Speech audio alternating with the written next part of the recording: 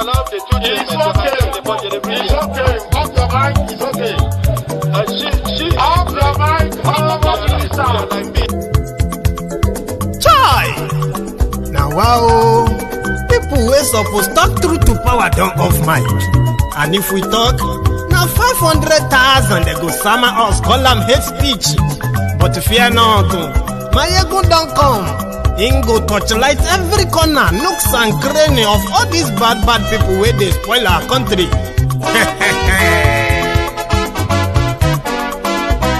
So my people make we laugh, oh, yo. Mayegun don't come, oh, yo. My people make we shout, oh, yo. Mayegun don't come, oh, yo.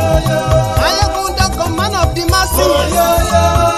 Mayegun don't come, oh, yo. Mayegun diary politico, oh, yo. Mayegun don't come, oh, yo. This one not the off in mind, oh, yo. Mayegun don't come, oh, yo. And in the touchlight every corner, oh, yo. Mayegun don't come, oh, yo. Okay, some people be they holla say they want the power. Chai, them be promise us say we go get light and power. Nah. Them hustle sote they can't get the power. But now they know they do anything with the power. Sure. Every day dollar just they get the higher power over naira. Still them talk say make we off mind. But thank God say Mayegun don't come. So my people make you ladder, oh, yo. Mayegun don't come, oh, yo. My people make we shout, oh, yo. Mayegun don't come, oh, yo. Mayegun don't come, man of the masses, oh, yo. Mayegun don't come, oh, yo. Mayegun diary politico, oh, yo. Mayegun don't come, oh, yo. This one not the off in mind, oh, yo. Mayegun don't come, oh, yo. Person where they do evil, no one make person talk. Them say that Mayegun, that man too they talk. He too they talk. Say Mayegun diary, he dey hot like pepper. But every day then they take money in bulk. Woman picking they the street they hawk.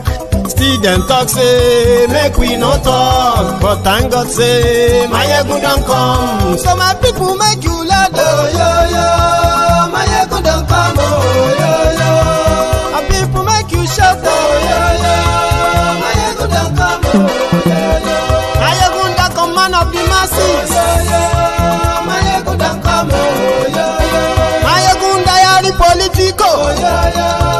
Mayegun don't come, oh, yo. This man not the off in mind, oh, yo.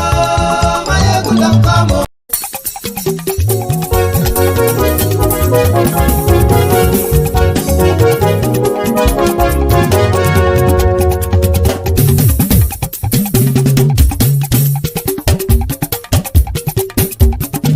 Mayegun làwa mọ̀ làmọ̀ tó dòdòdò. Mayegun diary Mayegun number one. Mayegun làwa mọ̀ làmọ̀ tó dòdòdò. Mayegun diary Mayegun number one. Mayegun ti dé o ọ̀rẹ́ ara ìlú. Mayegun diary Mayegun number one. Lórí Facebook lórí YouTube. Mayegun diary Mayegun number one. Gbogbo bó ṣe ń lọ ni Mayegun já wa sí. Mayegun diary Mayegun number one. Àṣírí ọ̀jẹ̀lú kì í bò níbẹ̀ o. Mayegun diary Mayegun number one. Bó bá ṣe eré àní Mayegun máa wí. Mayegun diary Mayegun number one. Ó sì tún ṣe eré wàá gbọ́ níbẹ̀ o. Mayegun diary Mayegun number one. Mayegun diary politico. Mayegun diary Mayegun number one. Godfatherism kò sí lọ́rọ̀ Mayegun. Mayegun diary Mayegun number one. Ẹ farabalẹ̀ sẹ́ o kẹgọ́rọ̀ lẹ́nu o. Mayegun diary Mayegun number one. Àní Mayegun làwa mọ̀ tó dòdòdò. Mayegun diary Mayegun number one.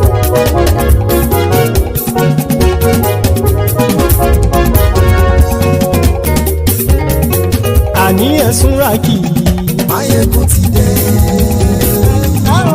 Mayegun ti dé. Ọ̀jẹ̀lú ẹ̀sùn ràkì. Mayegun ti dé. Àní ẹ̀sùn ràkì. Mayegun ti dé. lórí Facebook Mayegun ti dé. àní ẹ̀sùn làjú Mayegun ti dé.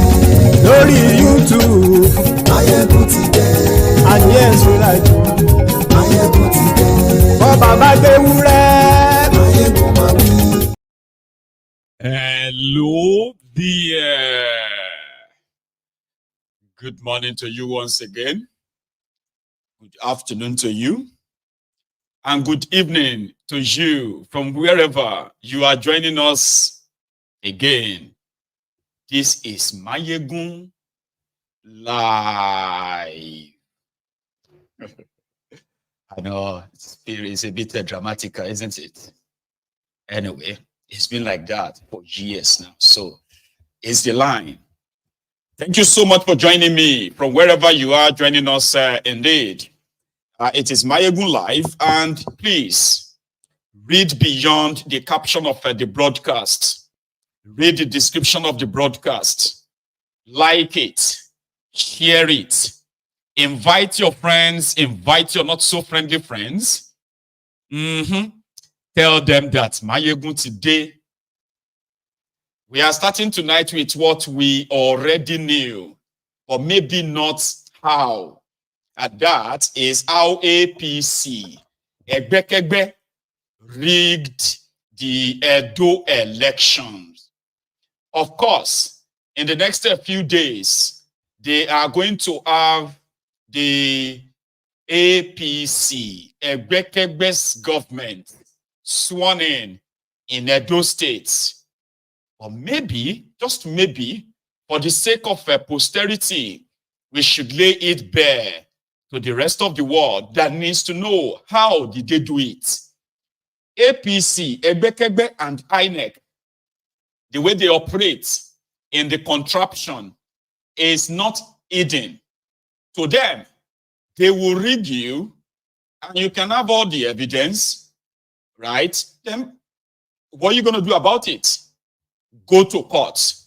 They are already waiting for you there too. No matter the evidence you present, their court will say, no evidence.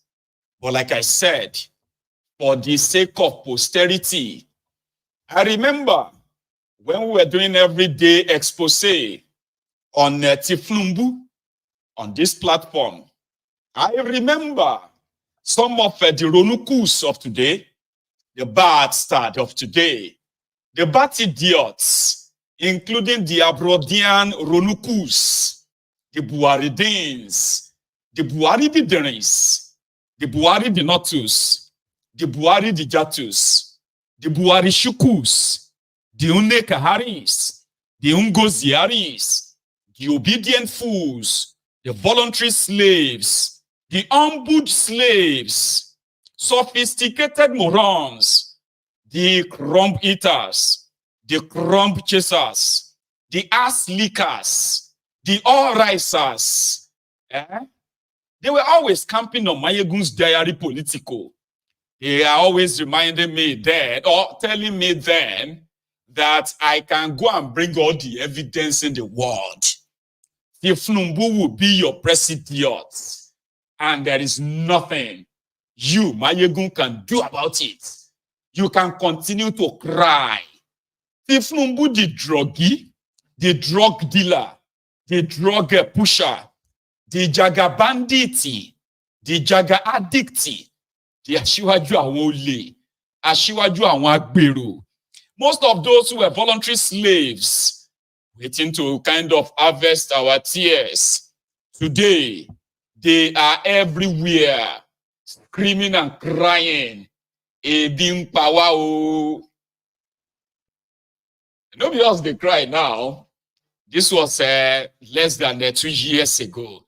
In fact, even after the whole rigging, they came back here. Ooh, Mayegun. Tifnumbu is going to be president. You can continue to cry. 8 years. 4 plus 4. Tifnumbu 4 plus 4. Like the leprosy fingers, like that. I said no wahala. Amen. Amen. Amen.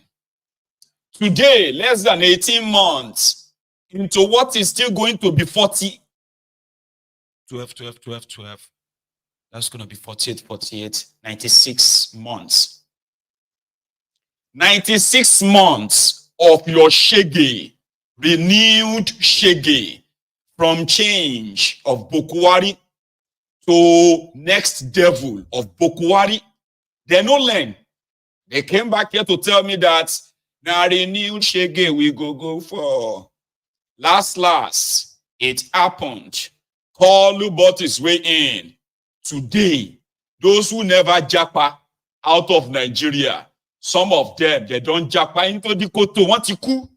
Some will never die. They are like walking corpses everywhere. If you see them on the road, they are only existing. They are not living. Today, they are back on Mayegun's diary political. Are you mocking us? Instead of all of us to come together and speak up in one voice, everything to matters here. Everyone come together. Come together to do what? To stand up to call Ogun. So today, they are asking me stupid questions on Mayegun's diary political. Even though there are still some who used to be like, on a spam pass, they shall die. On a spam, I know they see them again. I stand with Tifnumbu, Ebiti, Pawanti, Kripu. They don't get leg to stand anymore. But that doesn't mean that they are not still there. Today, they are now looking for patriots. We are all one. Let us see, this is our leader. Mayegun, you cannot be criticizing people because of their choices. It's a democracy. It's a democracy. So let us, instead of all of us, to come together and then find solutions. Solution down. Then you call solution. That is soda water. Pẹ̀lú àìjík, fàìjík àti kí ló ti ń pè, pẹ̀lú milk. Àti bóyá bí, I don't know, ṣàkókò mix ẹ̀ papọ̀. Ó ti yẹn sìn, you are of no use to humanity. So to say, similarly, if you have those who have told you, go to court in Edo, leave them. In the next few days, APC, Ebekebe, will be in charge of Edo. But at least, for posterity's sake, we will leave this for our children and children's children and tell them how APC, Ebekebe, destroyed what could have been a democracy, how they robbed people in broad daylight, and they told them to go to court.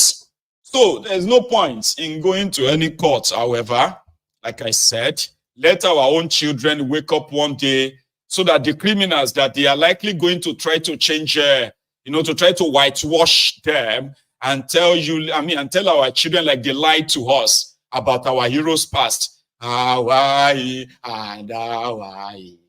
past. Heroes past, Nigeria no get any hero past. Now criminals that were not detected before they died. And they said that if animals are allowed to write their own history, there is nowhere, any chapter, that they will glorify the hunter. Because they will tell you how scared some of these hunters were when they were trapped by the animals. But now the hunters, they write the stories of the jungle. That's why they will tell you how other people like Perry person will use cap to kill an elephant. Because elephant no fit defend himself. Elephant no fit right. So for the sake of our own children, we will leave this for posterity. How did they do it? How did they do daylight robbery? Daylight robbery that grown-up men and women defended. We'll put it out there. And that's exactly what they did in this chart. Some group of people came together to monitor the whole thing. It was a daylight robbery, no doubt. According to them, the result on their own iREV. iREV is that machine they used to, capture the registered voters, capture the accredited voters, and then capture the number of total votes that were casted, as well as the supposed the result sheet that got uploaded onto the iREV. The one that they take capture na Beavers. The one where they take record result na iREV, and that one is online. So, despite the fact that INEC, listen to this, because I remember they did the same thing during the Tifnumbu time. Mumudu Yakubu announced Tifnumbu at 4 a.m. as winner when everybody went to the iREV to go and check the results, Tinubu was losing. In some places, they actually uploaded the image like that. Something like that is the result of some polling units. You go there, you want to go and check your results, presidential results. It is a selfie photo of some of the electoral officers. That was their result. But Mahmoud Yakubu announced the result and said Tinubu scored 8.9 million votes. But the day he announced that, when we went onto the iREV to check their result, guess what? Out of 167,000 or so polling units, they've only uploaded just about 40% of the whole thing. Less than 90,000 polling units of results were uploaded, but they've announced the winner already. Where did you get the result you announced? Mahmoud Yakubu, they said go to court. If you don't go to court. In Edo State today, people went onto the iREV. They supposed a legal platform where the result of what happened in Edo State was uploaded. And guess what? Now PDP win there. APC second. But the result announced by the Edo electoral officers declared APC winner, PDP loser. But for the record, like I said, here is what they found. Let's start with that tonight. No, don't worry. I can be very dramatic sometimes like that. I hope the message is not lost on you, Sha. I know you are all laughing. No, don't laugh. Be laughing matter how. Here, let's start with this. App Initiative for Citizens Development. Good morning and welcome to the program. Good morning and thank you for having me. Good morning. Right. Now, after that, big introduction, and you have embarked on a fact-finding mission to understand what really transpired with the Edo State election. I first want to understand what your motivation is. Who are you and why have you gone on a mission with all of these documents and all of the evidence to try and understand what happened during the election? So TAP Initiative is a non-governmental organization that is into democracy and good governance, and we also do a lot of work around accountability and holding institutions of government accountable, justice reforms, judicial reforms, and INEC as well. And we've recently been in the forefront of trying to reform INEC to also change the burden of proof from saying that the people who conduct an election should actually have the burden to prove that they conducted the elections correctly. And if you don't do that, we'll continue to go around the silos to say, whenever a candidate loses an election, he then has to prove, or he or she has to prove that he lost the elections, when the burden should actually be placed on INEC. And because of this, it is very incumbent to say, you know what, we need to really go into what happens in INEC. INEC is actually the institution that gatekeeps the admission or the recruitment process that brings the key players of our democracy into light. And if INEC doesn't do well, or is not held accountable or responsible for the things that they do, our democracy will definitely crumble in the nearest future, because there will be no hope anymore.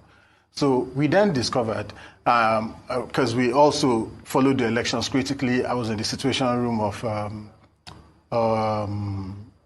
Lead Africa in Abuja when people were on the field, and we saw the kind of things that were happening. And when I saw the results, it was quite interesting to see what then was announced, or when we were watching and following the results. So it became much more interesting to find out what really happened. And then we made applications to the INEC to say, okay, can we get the results you're using to... Yeah. If you look at the signature, you realize that the person, the returning officer, the presiding officer, that's a different signature, because they hurriedly rigged the elections. I mean, this is very appalling, because what we normally see before now is that political parties rig elections through overvoting and other means and all that, maybe tearing ballot boxes or ballot papers and mutilating them. But this is institutional rigging, perpetrated by INEC, and this should be a concern for everyone. So if you look at it, you'll see that the signatures are different. Not just that, we contacted one of the best forensic experts in handwriting in South Africa. He is the one who actually verifies whether Nelson Mandela's signatures are actually original since he passed. So he's the one who identifies that. So he's an expert, and this is his expert statement to us. The statement was released to us, or the examination report was released to us on the 29th of October, 2 days ago. And that's why we haven't come public, because we're waiting for that result to happen. Now, if you look at this is his report, right? Q1, Q2, Q3. You will identify that it was one person in INEC who sat down and did all this handwriting. According to the forensic report. So if you look at it, Q1, Q2, the same thing that he used to write this. So if you see 20, his 20 is the same, his 3 is the same, with everything across board. So I'll give you the forensic examination report, and you look at it. So it is appalling. And I think this should frighten everybody. If we do not want to practice a democracy, we should just say we don't want a democracy. We just want to appoint people to go and sit. We shouldn't be budgeting billions of naira to organize an election that INEC will bundle.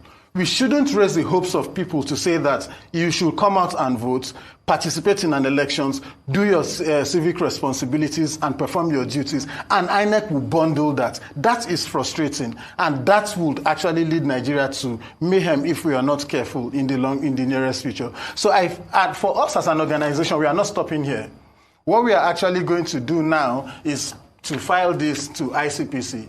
ICPC has to charge and prosecute these people for the criminality that they are perpetrating, from both the INEC rec down to the presiding officer and everybody that is involved, including the head of legal in Benin City, in Benin, who is actually the one who issued the CTC copies to us and to every other person that has actually applied. So we are taking this up, and we don't take it lightly at all, because the will of the people must prevail, and people should be determined enough to choose. I mean, people should be the ones to determine who leads them. And it's very, I'm surprised, basically, because political parties, the opposition parties, are just there.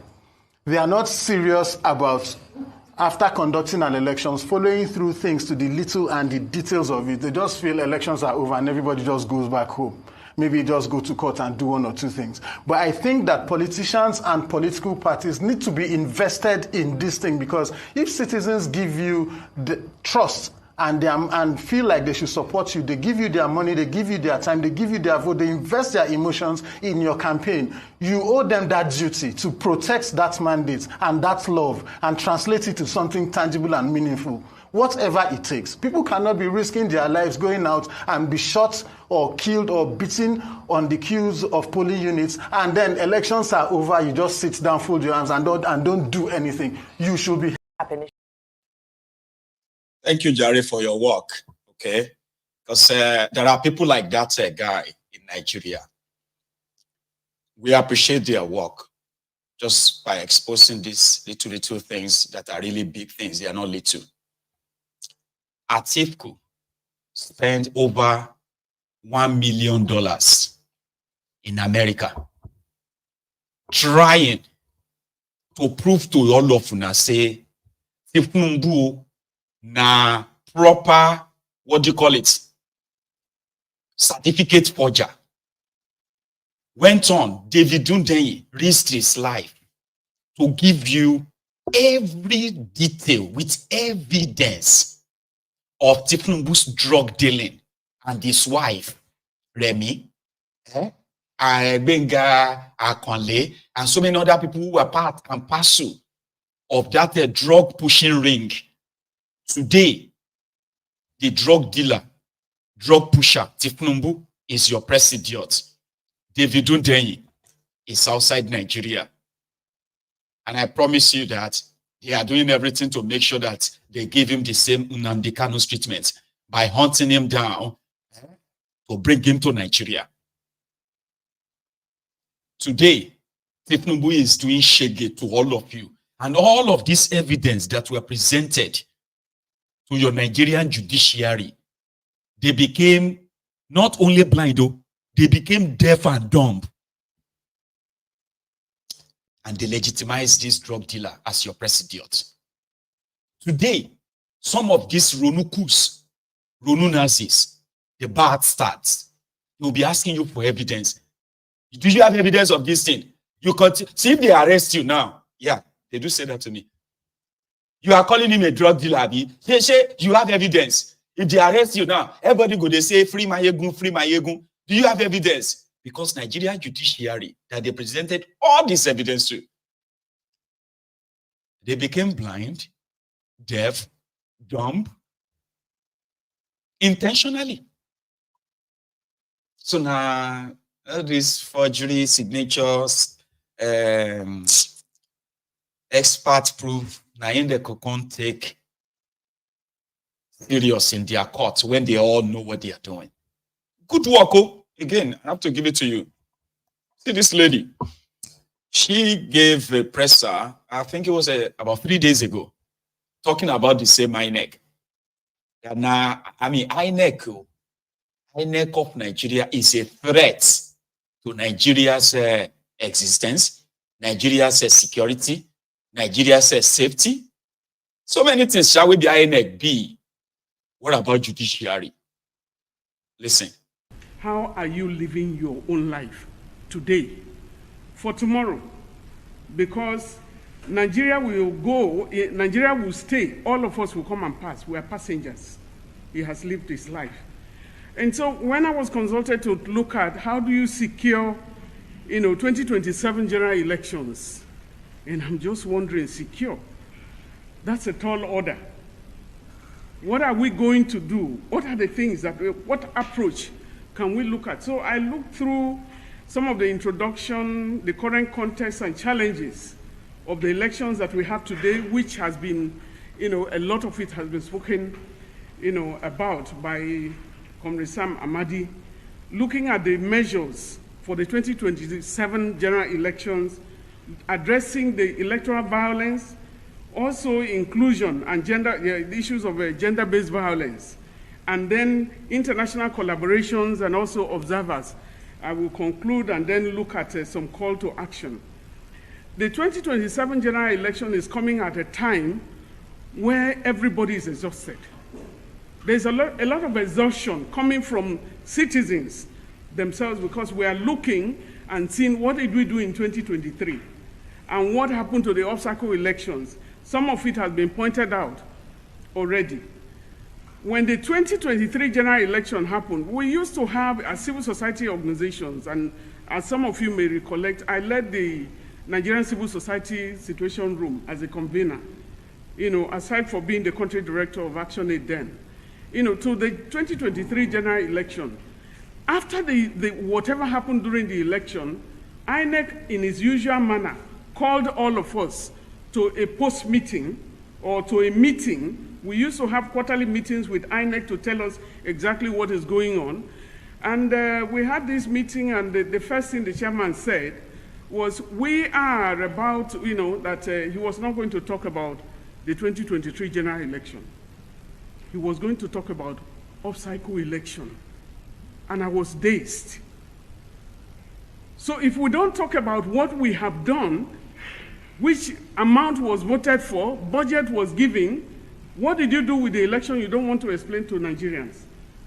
It was shocking for me, for many people to sit in that meeting. Immediately,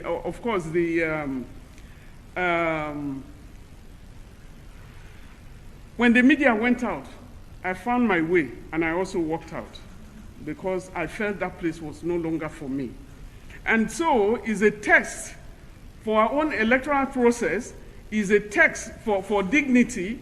How do we focus and look at the current challenges and then leverage the data-driven strategy and also complying, looking at the technology which we are supposed to use. Now, the current context, you are looking at the political landscape, a political scene that there is a kind of which is highly competitive.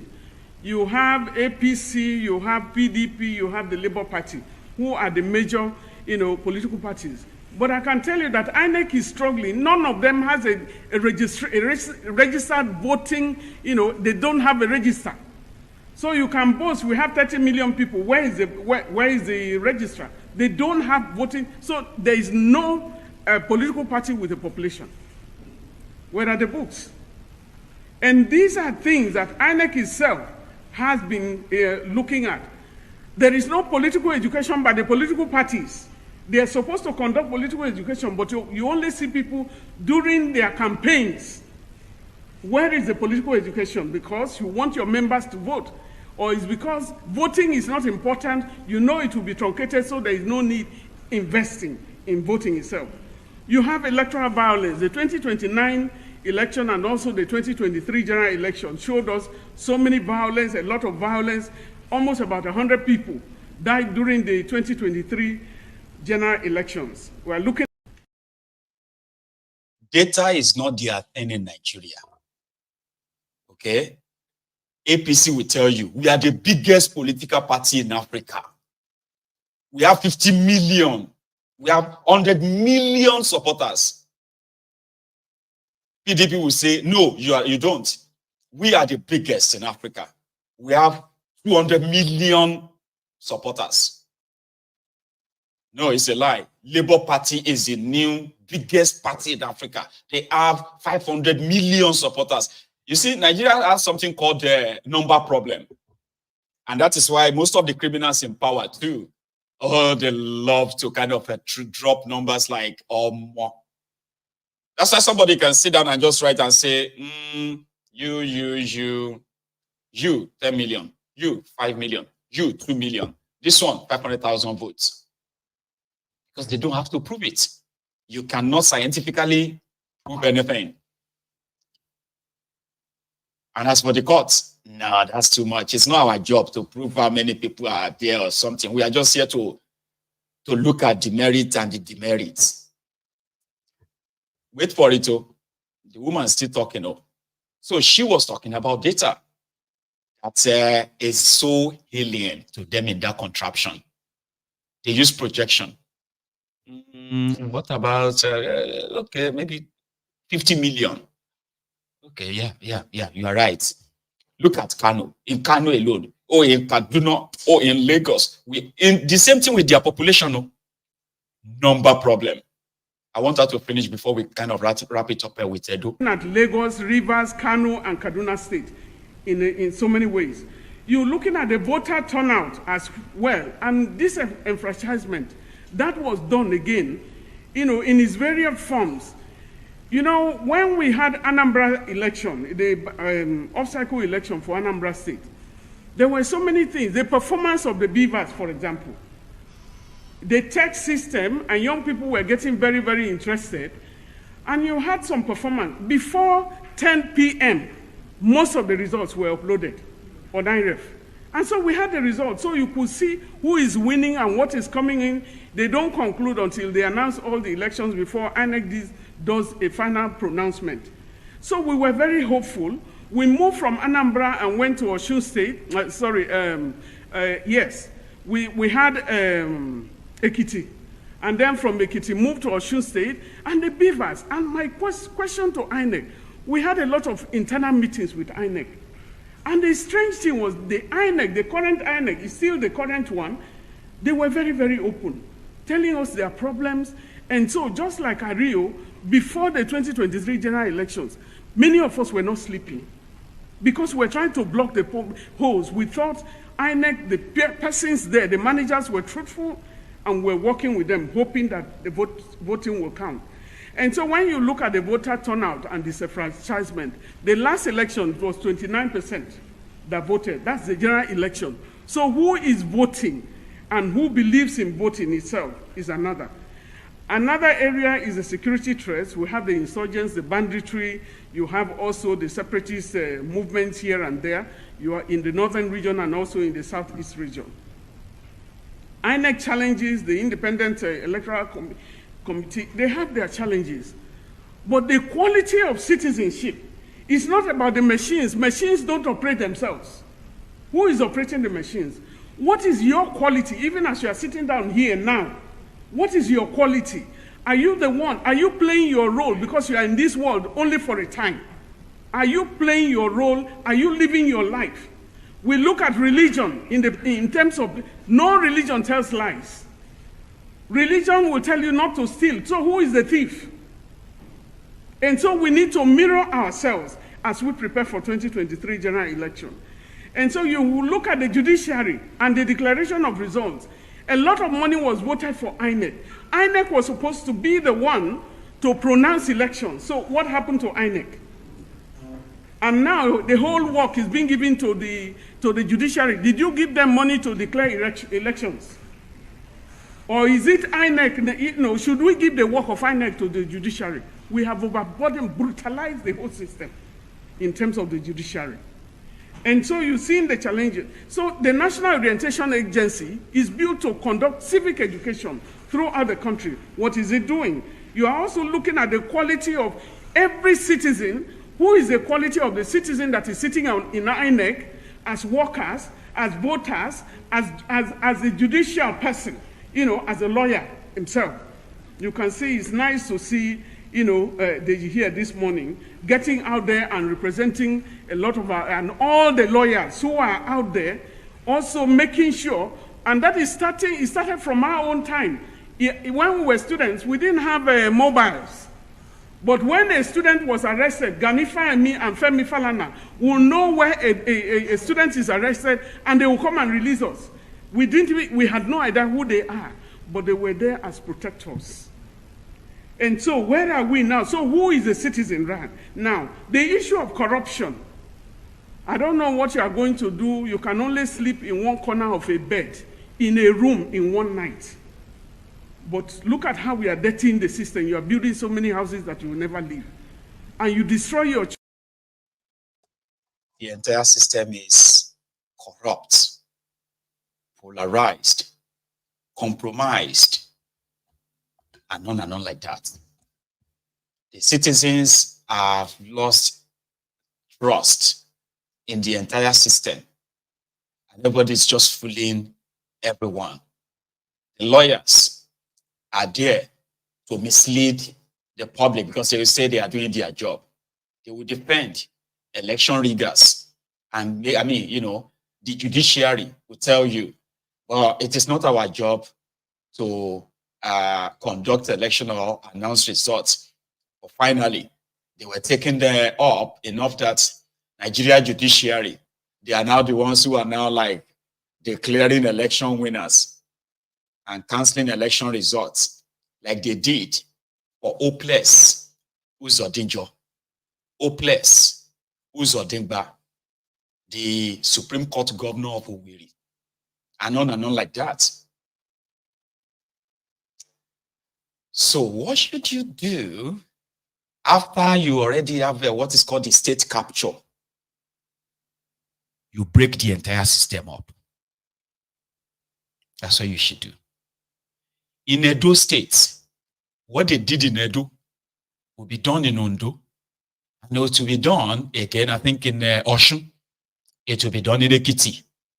Finally, if you make it far to 2027, it will be redone in a most brazen way that you've never seen before. The tenure of Obaseki is coming to an end in the next few days. And the Auditor General of Edo State, Julius, what's his name again, has already been arrested. Why?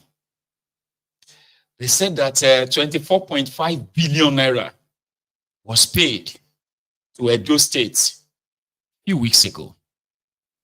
And in a space of just 2 days, over 14 billion naira was withdrawn in a under questionable circumstances. So the EFCC picked up the Accountant General of Edo State last night. And it was just not just him. They also arrested another 2 undisclosed officials of Edo State. The news out there is that Obaseki, Obadonki, is clearing the house. But because the likes of Oshiomole, they know the game, they know the drill.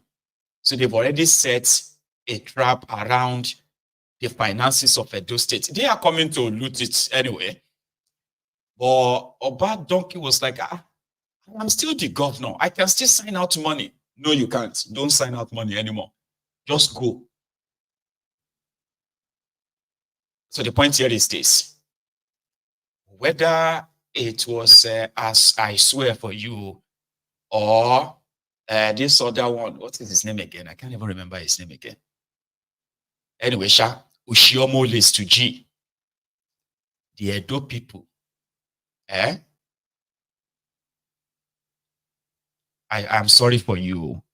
Ma put it that way. Here you get. And I wish you what you wish yourselves. Yeah, you got robbed.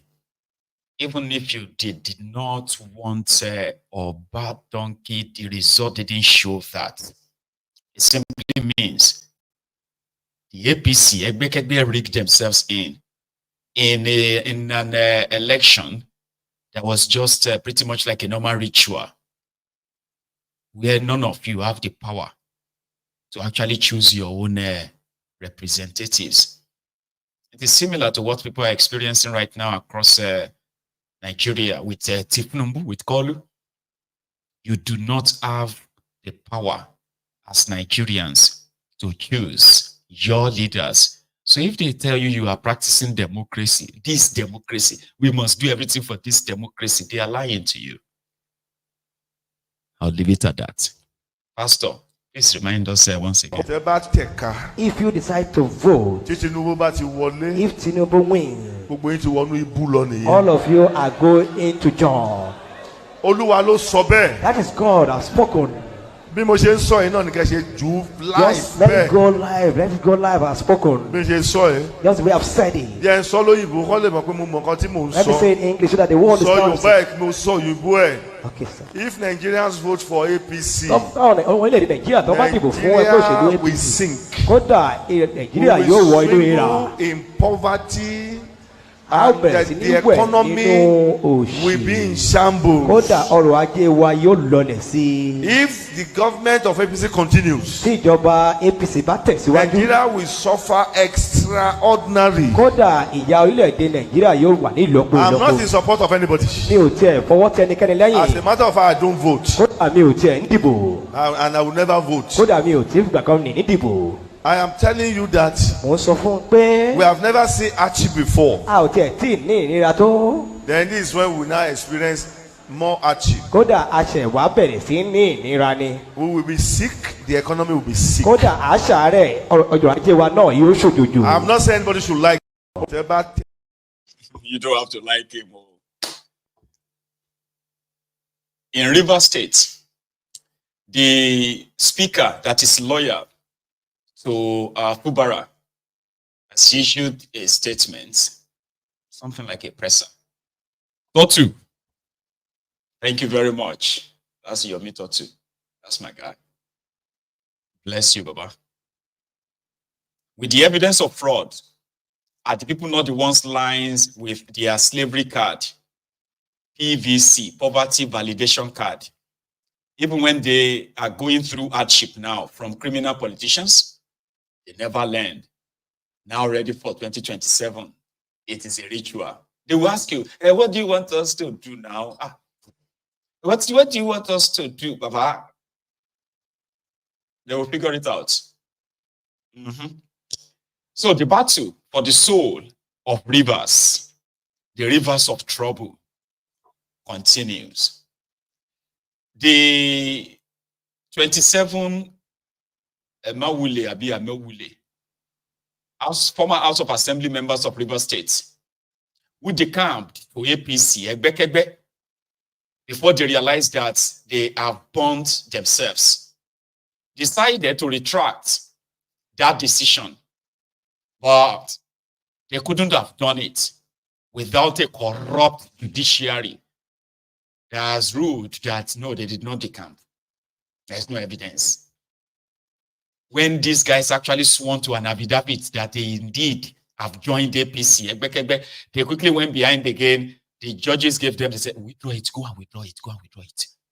Just say that you did not, in the face of the law, as your lordship places, they have not decamped. So they are those who went to court. Yeah. To sue the River State government where Fubara is the governor. That because Fubara did not give them the chance to debate the 2024 budget appropriation bill, River State's allocation must be stopped. All of it. The state allocation, the 13% derivation formula, the local government allocation, and a judge in Abuja ruled against what has already been ruled over by the Supreme Court of Nigeria as far back as 2006. 2005. That no federal government agent or agency has the power to withhold any state allocation ever. But a judge ruled that in the favor of the Wike's 27 loyalists. Now, the Speaker of River State House of Assembly, the ones that didn't decamp, loyal to Fubara, issued a statement calling on the INEC that, listen, we do not recognize these guys. To us, their seats have been declared vacant. We call on you to conduct a local government election ASAP. It's not going to happen. And you know why. But here is that statement. Gentlemen of the press, on behalf of the members of the River State House of Assembly, I welcome you all to this press conference. Please recall that on the 11th day of December 2023, in the full view of the whole world, Honorable Martins Chike Amewule and 26 others defected from the People's Democratic Party, PDP, to the All Progressive Congress, APC, after their failed attempt to impeach the executive governor of Rivers State, Sir Siminalayi Fubara, Grand Service Star of Rivers State, on the 30th day of October 2023. Please also recall that it is the People's Democratic Party that sponsored the election of Honorable Martins Chike Amewule and 26 others in the 2023 general elections. To frustrate the Independent National Electoral Commission, INEC, from conducting a by-election to fill the vacated seats in the River State House of Assembly, Honorable Martins Chike Amewule and 26 others filed suit number FHC/ABJ/CS/1681/2023 against INEC and 4 others on the 13th day of December 2023. Subsequently, an order of interlocutory injunction was secured, restraining INEC from conducting a by-election to fill the 27 vacant seats in the River State House of Assembly. After filing the said suit and securing the order of interlocutory injunction, Martins Chike Amewule and 26 others began to foot drag and did not do anything to diligently prosecute their suits at the Federal High Court, Abuja. On Wednesday, 30th day of October 2024, Martins Chike Amewule and 26 others, without any reason, discontinued suit number FHC/ABJ/CS/1681/2023, and it was accordingly struck out. The only impediment to INEC conducting a by-election to fill the 27 vacant seats in the River State House of Assembly was the order of interlocutory injunction restraining INEC from conducting a by-election. Now that suit number FHC/ABJ/CS 1681/2023 has been struck out. The order of interlocutory injunction is also spent. Accordingly, as the Right Honorable Speaker of the Rivers State House of Assembly, I call on the Independent National Electoral Commission to forthwith conduct a by-election to fill the 27 vacant seats in the Rivers State House of Assembly. Signed, Right Honorable Victor Oko Jumbo, Speaker, Rivers State House of Assembly. First. EFCC chairman still there for jail. Politician wey in the probe don enter for power. EFCC chairman still there for jail. Politician wey in the probe don enter for power. Ewo, EFCC chairman still there for jail. Politician wey in the probe don enter for power. Ewo, EFCC chairman still there for jail. Politician wey in the probe don enter for power. If you dey do government work, you no carry am for head, you. Maka one day, I got for kwagi na ma own. In another government, you hear why you one day more. Every quiet one day, I got forget na ma. Ewo, yes, the chairman, no dey for jail. Politician wey in the program enter for power. I think we have a Wike supporter trying to say something on Facebook. Yo, bro, you're right. Oh, he said something about not liking the work of Wike. Oh, do you love the work of Wike? We are coming to that. Don't worry, don't rush. Right? And then you said something about how did the others become speaker? We all know how he became speaker. The moment these guys, they camped to APC, they lost their seats. Yeah. I don't expect some of you to be literate enough, to be educated enough, or maybe, because say in Nigeria, right, what you have is called, my criminal is better than your own criminal. For example, right now, if you see Fubara supporters, and then you see Wike supporters, the two of you, I can have two of you to begin to talk to yourself. You are just an ingrate. Wike made you. So you betrayed him. Shut up your mouth. Wike is a thief. After doing his own 8 years, why is he trying to make a sin not to enjoy his own 8 years? Shut up your mouth. Fubara is a civil servant. If not because of Wike, it's nothing. Shut up your mouth too. You don't know that Fubara is a very good person. Is that not how you do it? Your criminal, on Mayegun's diary political, it is to lay bare to everyone, right? The level of the degeneration that you have, a place, a system that you called your system in that contraption. That's what we do. But that won't save you from, you can defend Wike. Why the Fubara people will defend him? But when in the face of what's supposed to be your law in a lawless place like Nigeria, these guys decamped before they realized, we shouldn't have decamped. We should have stayed back. Oh yeah, we didn't decamp. We changed our mind. But there is evidence of them decamping. There is. But yeah, they can deny. No, we did not. Oh, we did not. We are still PDP. But they are actually APC. See them. Thank you.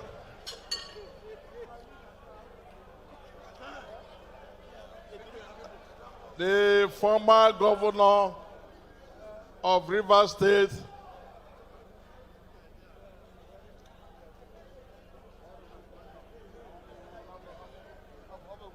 now the minister of FCT,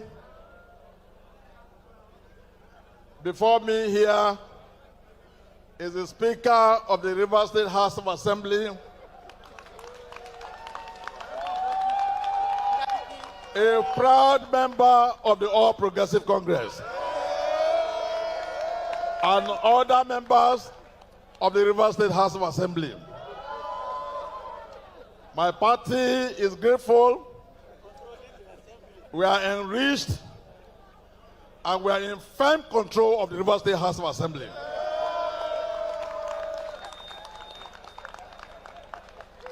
Let me use this opportunity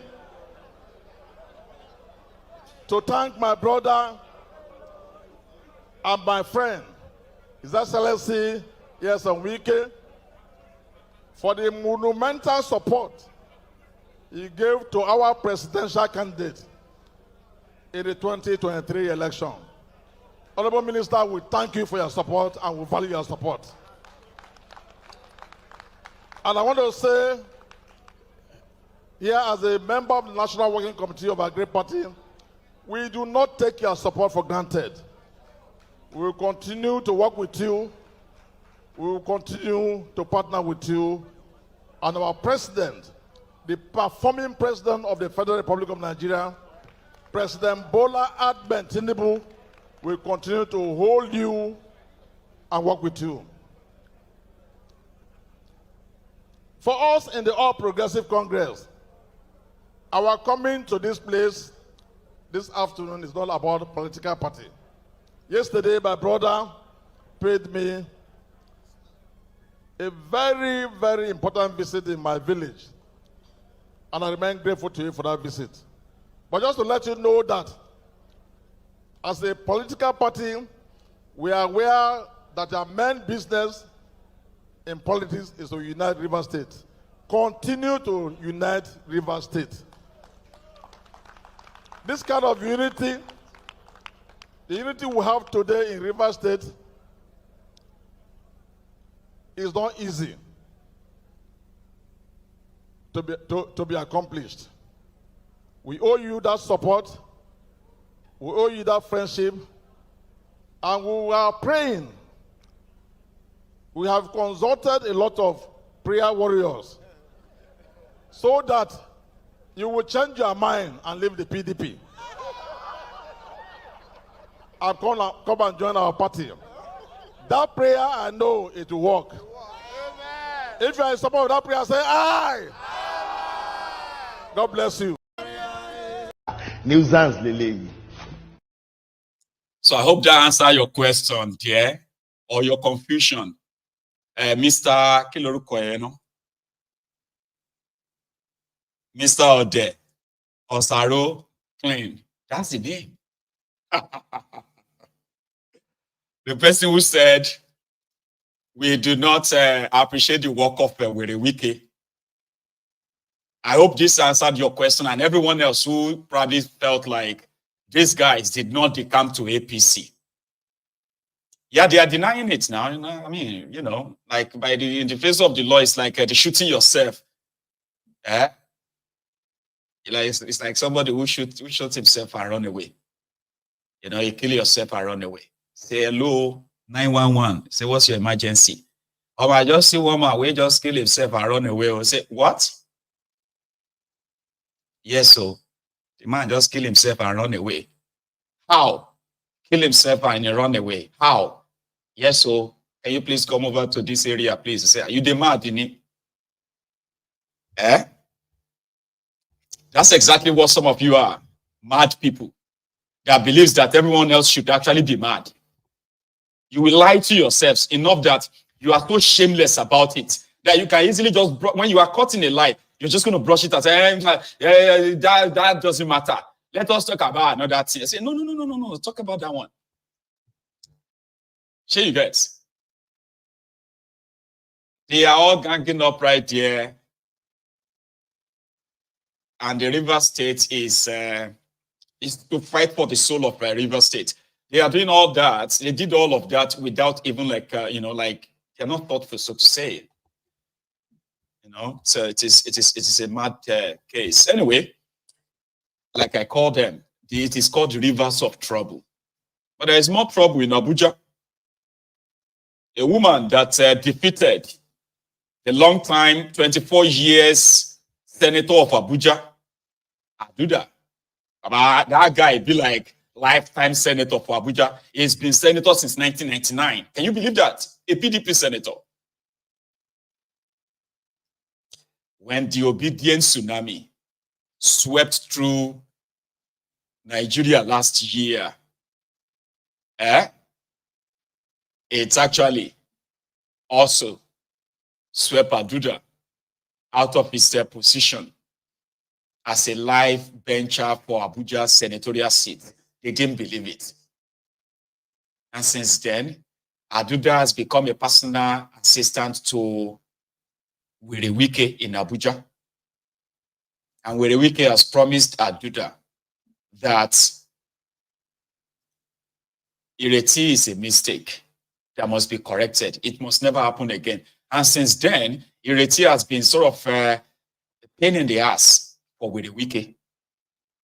So she released a statement this afternoon that Wike has listed all the projects is done in Abuja and how much. She found some, but she couldn't find some, especially the ones that were supposed to really be like to have direct impact on the people in the rural areas, in the communities in Abuja. She couldn't find them. It's raising an alarm in one of their Senate committee sitting in Abuja. So I want to go there now. Let's go back to that Abuja, because he is a pain in the ass for Wike. And Wike can't wait. He believes that he has the power. APC no win Abuja, but you know, with them in power right now, they can actually write the results. And that is his area of specialty of Wike. Normally, I know they still see Wike supporters on this platform, but I feel like say some of them they here tonight. What is wrong? Something happened to them. I'm so surprised anyway. So yeah, Ireti. On the issue, I also copied the minister. And it was when I copied you that I got a response. Now, let me start from the beginning. When we became senators and we were inaugurated in 2023, we were given a list of constituency projects. And on it, my essay just went to put that list together. It says new or ongoing. So among the new ones, I had 3 or 4 projects in Lower Niger Basin and Lower Benue Basin in Upper Niger Basin. Now, obviously, all the contractors are all keeping an eye on it. And then some came to meet me, several. I don't know one contractor from the next, but okay, at least I can keep track of the contractors. I wrote a letter on August 1st to the DG of the Upper Niger Basin, telling him that these are my zonal intervention projects. Obviously, they were put in the budget by 80 different new senators who had gone, but they had not been executed like a lot of the projects are executed in 2023. He ignored my letter, of course. He did not respond. Eventually, I called him. All the contractors still keeping track of the projects knew they had not been awarded, and they wanted me to say, Madam, we can do it, you can keep track of. As I have done, I keep track of every project and I sign off on them. Sorry, I have a little bit of a cold. So when he did not respond, when I called him, he said to me, he has already awarded them to the contractors he felt like. I said, okay, no problem. One contractor is as good as the next to me, as long as I can monitor the jobs. Good. I wrote to him on August 30th, requesting for the status reports on the projects. On almost all of them as zonal intervention projects. He ignored me. I wrote again on November 16th. This time, I wrote to the Permanent Secretary of Water Resources. He also did not respond. I have his acknowledged copies, including the one from your office, sir. Then, on the 24th of June, I then this time, in February, I made a complaint to the committee, submitted all the documents, but I did not really push it. On the 24th of June, this time, I listed out all the projects, and then I copied the Senate committee. I copied you and Senate Committee on Water Resources and the Honorable Minister of Water Resources. Then I had my SLA follow up in your ministry. Then on July 8th, I got a report from him saying all the projects had been done. They had been executed 100%. Now, I don't know who signed off on them. Some of them were empowerment projects. Some of them were fertilizers to be given to farmers. I don't know which list. So, sir, I then decided, apart from complaining to the committee, I wrote to EFCC to say that since this, because I have sent people round, and then, sir, for projects, he claims he put them in May, but if he did, all the contractors will not be lining up wanting those same projects. He puts my predecessor's name on top, and even if he awarded them in May, nothing would have happened. So who oversighted them? Who checked on them? I wrote then, what I wanted from EFCC was a full investigation, construction of road and drainages in Paduma 1 and 2 of Amak. I need specific locations of the roads, the length and the thickness of the pavements, and I want to know who said the sec. Ireti no go agree. At least if this is the only 4 years she's going to be senator, she will probably be and continue to be the did I say pain? The pain now, pain in their asses. Here is the concluding part of Ireti's submission. Just quick. Of the pavements, and I want to know who said the projects were fine and signed off. I sent for some of those roads. They just broke the road. There's nothing there. So one of the things I asked the committee for is that the DG of the Upper Niger Basin should show us or give us a list. He says construction of perimeter fence, external work and furnishing of healthcare centers across the area, 3 area councils of FCT, which healthcare centers and which area councils. He's the only one who knows. And when he gave me the 100%, he just put across it 100% completed, and he didn't tell us where they're located. Renovation of public and community structures in FCT senatorial district. Where are they located? How many public and community structures?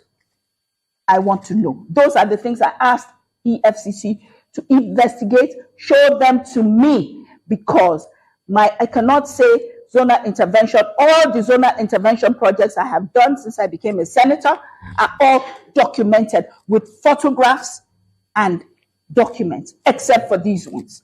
And my people cannot say that I did not do them, implying that I did something irregular when I don't know anything about those projects. Then rehabilitation of boreholes in the 6 area councils of FCT, Kwali, Gwagwalada. I need to know the specific locations of those boreholes and where they are located. I need visuals of them. Supply of fertilizers to farmers. I need the list of farmers, because the ones I did myself, I can show you the list of the farmers and where they're located, sir. Thank you. No, Chairman, you're not stopping me. I'm sorry. No way. Yes, you can set up the committee, but I will say my piece, especially since he did not turn up today. So I will say it, because the minister is his immediate boss and should know that this is ongoing. And there are a list of them, 14 projects, and I intend to get to the bottom of this, whatever it takes. So carry me. Sorry, I have started and I will finish. Thank you. Thank you. Then he said, I don't know. Do I know him? I've never seen him before. I didn't even go into Lower Niger much, because Lower Niger, he needs to just tell me, where are they? What did he do? If their designs, show me the designs. Nobody. They cannot be my zonal intervention projects, and I have no documentation, no knowledge. It's not like that. The Swing Senator Man. The Swing Senator Man. Yes, I'm listening, sir. I want to, on behalf of my staff and other staff, that in one way or the other have done wrong or in one way or the other have failed to supply the necessary information needed, I'm very sorry for them. And please, if you can avail me that letter so that I can follow up with them. With great pleasure. I'll report back to you. I will follow up with them. I will invite them to come and they will give adequate explanation and details of all the information that you require. Then I will get back to you. Thank you. We gave them a list of what we wanted. Yes. I want the list of awards. When they started, we've given it them to him. They haven't obviously provided it. We wanted them today, since he says they're 100% completed. Obviously, we expected that today he would give me that information. I do not have it. The contractors concerned and the location, I will set up a team. We will go from borehole to borehole and you can show them to me. Thank you. Thank you so much, ma'am. Thank you, ma'am. Ireti. She no go agree. The first thing first is that they have submitted a list already to her that all those projects have been done and they are 100% completed. And she's done her due diligence. They do not exist.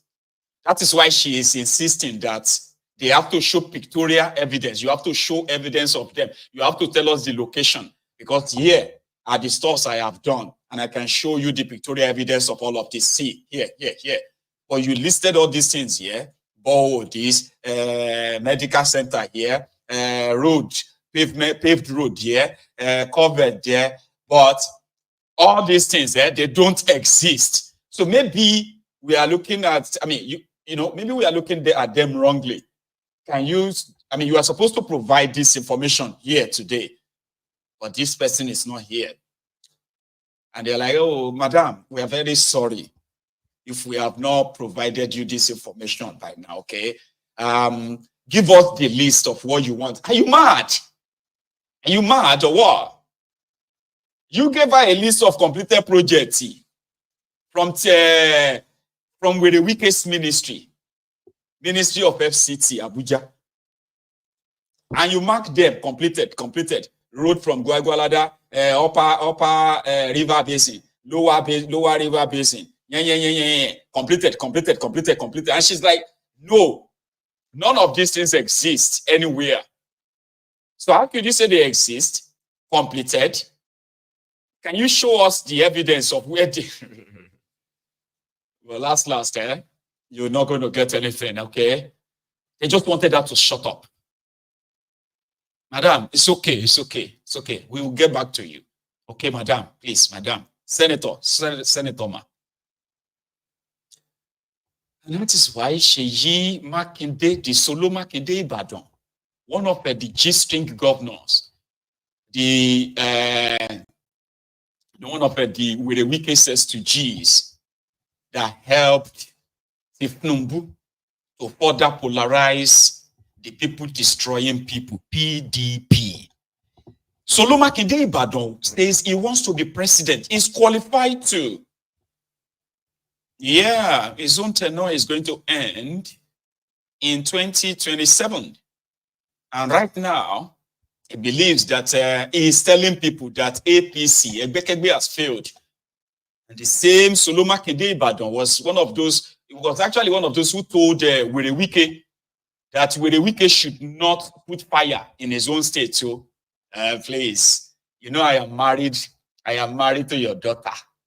Yeah, his wife is from Rivers State, okay? So, I am married to your daughter. So, please, don't put fire in my state or your state. Wike is a very great man.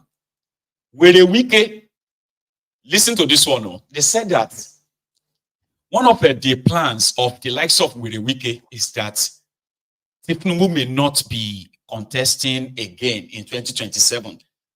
Yeah, I know. That's pretty much a wishful thinking, okay?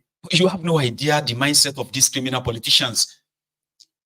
If you kind of sit with some of them, you will realize how duplicitous if you listen to some of them, you will realize how backward their thinking faculties are. It's really, really backward. Put it that way. But they are very confident. Very, very confident. Yes, we can. Yes, we can. So from their permutations, right? If Tifnumbu becomes more demented, or maybe becomes a vegetable, that they needed to keep the power in the south, with a Wike can possibly become a favorable candidate. So it needs the PDP and remain in PDP. Doesn't make any sense, how does it? Well, similarly, Makinde Ibadan, one of the G-string governors, also have an ambition of contesting for president, or in PDP. But from my own putting 1 and 2 together, here is what I have come up with. Wike will continue to destroy PDP as long as he can. Makinde Ibadan, who has no issue with PDP on his own, except that he is a mole of Tifnumbu in there, will declare that he wants to be president. And rightly so. He will begin to put together a team. But the primary goal is to keep the same PDP more powerless, divided, while they can then go back on or weaken it more for Tifnumbu if they make them to that 2027. Sure, you get. So they can now say, yeah, because the likes of Atiku, a serial contester, is still going to contest. Even if Atiku reach 99 years, it will still contest and say, So because of that, Makinde Ibadan, Wike, and few others, they will just say, because of Atiku, it is better for them to kind of support the demented Kolu. And the mission will be, So Makinde Ibadan was talking to people earlier today, and he was talking about the state of Nigeria, the economy. People are suffering. People are seeing the whole places. The 2027 election is going to be between Nigerians and APC. It's not going to be about PDP. It's not going to be about Labour. It's going to be between the APC and Nigerians, which means everybody will become Nigerians and versus APC. He is a motivational speaker. If you are accusing the ruling party that they are the ones putting their hands into all other parties to ensure that they don't get their hearts together so that there will be no opposition in 2027. My own position is there are certain things that you have under your own control. Whether me and Governor Adeleke will cooperate for the growth and benefit of our party in the southwest states, it is beyond the ruling party. It is between me and Governor Adeleke.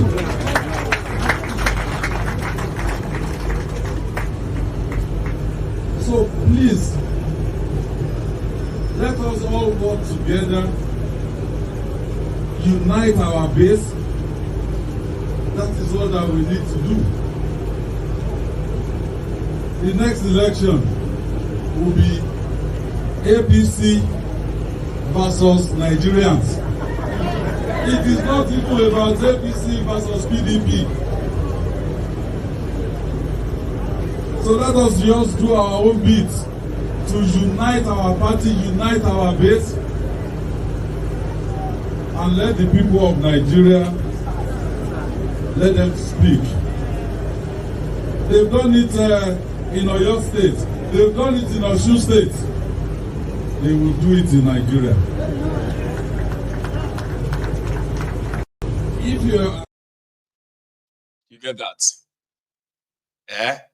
it is called projecting. Sorry, it's called projection, then is projecting.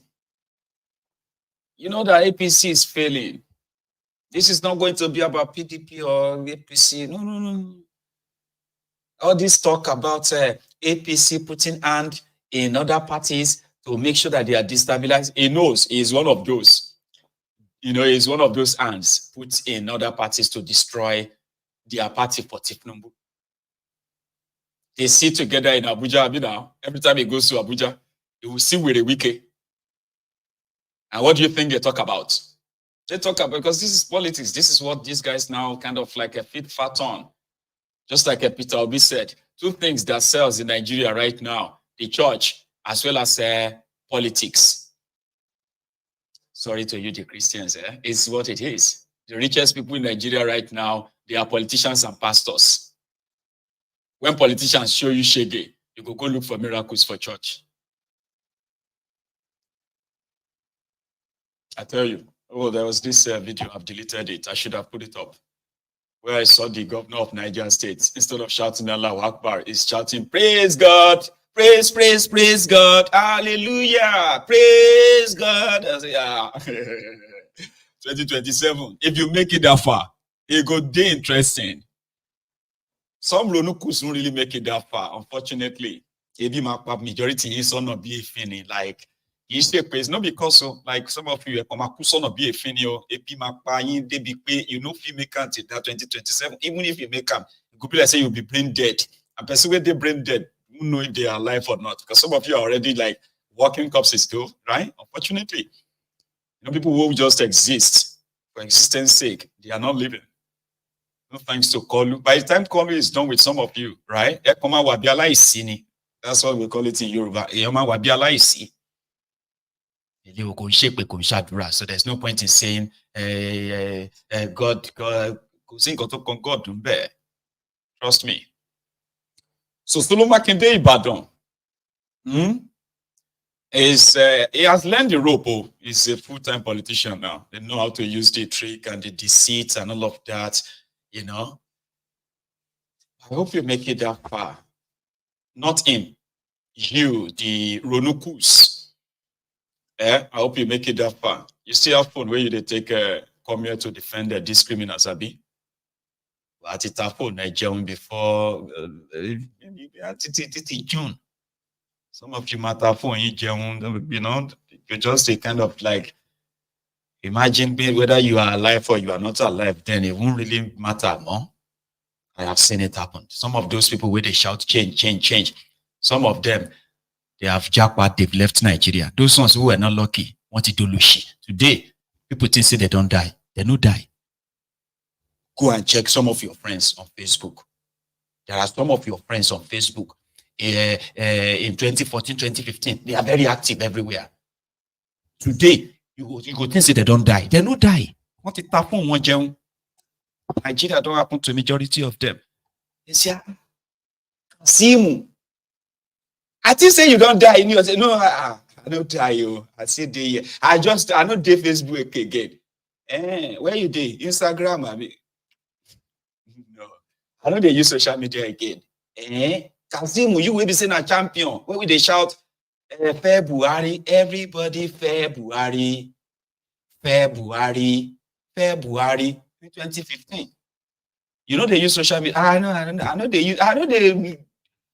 use social media again. You just in the word of a call. I don't read social media anymore.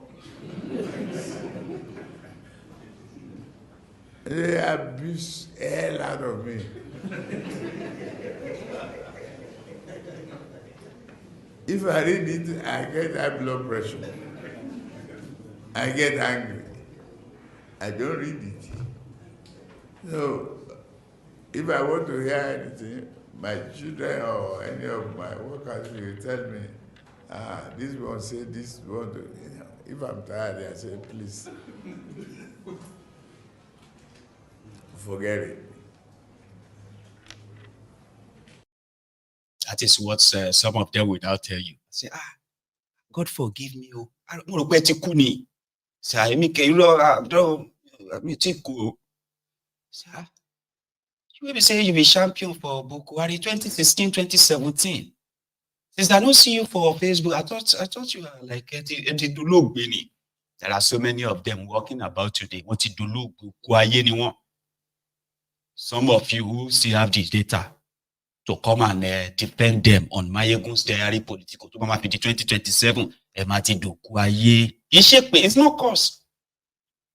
I'm telling you reality. It's not a. When they are done with you, you might develop a phobia. You will develop a phobia for social media. I say, you know they use social. I know they use social media anymore. I know they use social media anymore. You know, so I hope you make it that far, though, because with the 5% on the mobile recharge card now, that one is coming to effect by, I think, by December or January latest, and then 20% VAT, that one will come to effect maybe by January as well, and then a new tax reform. Here you get. If you they go they measure how you they breathe. Or when you waste the breath, why you they breathe like that? Why you call they breathe like that? Some people go hold you for street. All these ones maybe say some people could just be like, we just a waste breath. Like, why are you breathing like that? You don't hear about the new tax called the breathing tax. Now tax, now gas, you dey waste oxygen like this. You oxygen wasting vessel. It is all coming. I'm a measure in it. I say, you know they breathe anyhow. This one that you are just breathing like, don't let them hear you say they breathe like that. Oh, you go pay more. It's called breathing tax. By the time they will be done with you, I will be here. I will be here. It won't be funny. Shebi, you are laughing now, Abi. Some things you say it's not possible, Baba. That one is not possible. They go kill you if they have to kill you. It's not a big deal. You will pay. It is called Kolu. You know, his name is Kolu. You have no idea. He's a tax master. You will pay. And I saw Tohun crying. I was like, Auntie Tohun, why would you treat the children like this? Auntie Chini, on top the children that got paraded yesterday, say, this is unbelievable. Can anybody parade children? Auntie Tohun, don't worry. This is just a beginning. Good morning, fellow citizens of Nigeria. My name is Just Adeto. So I woke up this morning to videos and pictures, tags of some young minors, young adults, uneducated young children, struggling, striving, hopeless, dehumanized, dementalized, dehumaned northern children that were locked up because of the protests. President Asiwaju Bola Ahmed Tinubu, your government promised renewed hope.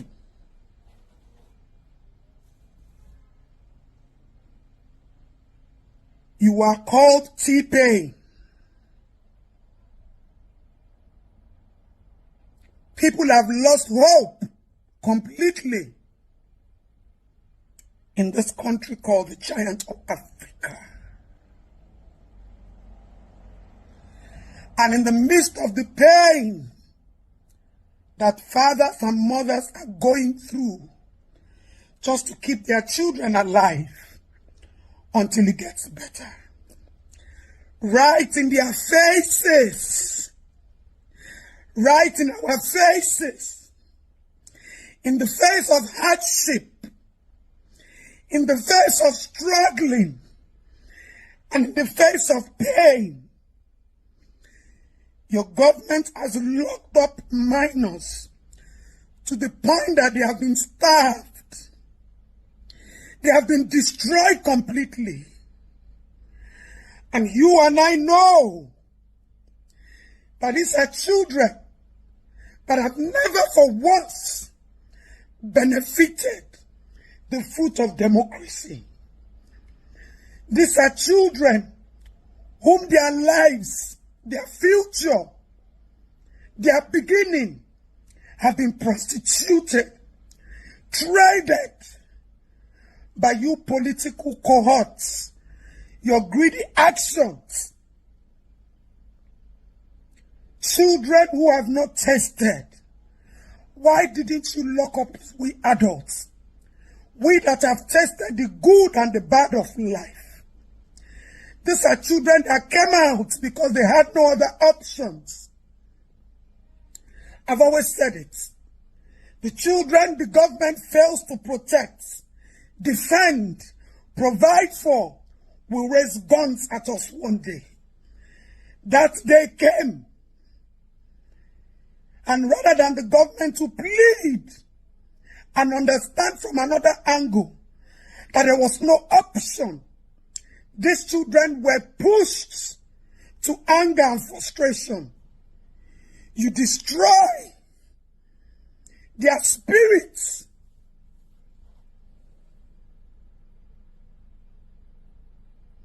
The government has destroyed their lives and their hope. You have confirmed to them that you have renewed the suffering of the common man. Those children are children of the common man. The children of the rich will not come out, but they are hungry. These are children that were pushed to frustration.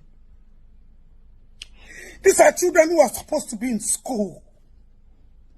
T-Pain. Where is the spirit of fatherhood in you?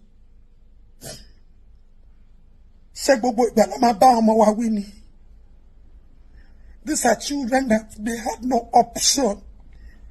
It's not easy for us to see the face of death, and all we want to do is to go and face death. Coming out of protest, there's no assurance that anybody will go home. But we go to the face of death because even the home is no longer home. The streets no longer streets.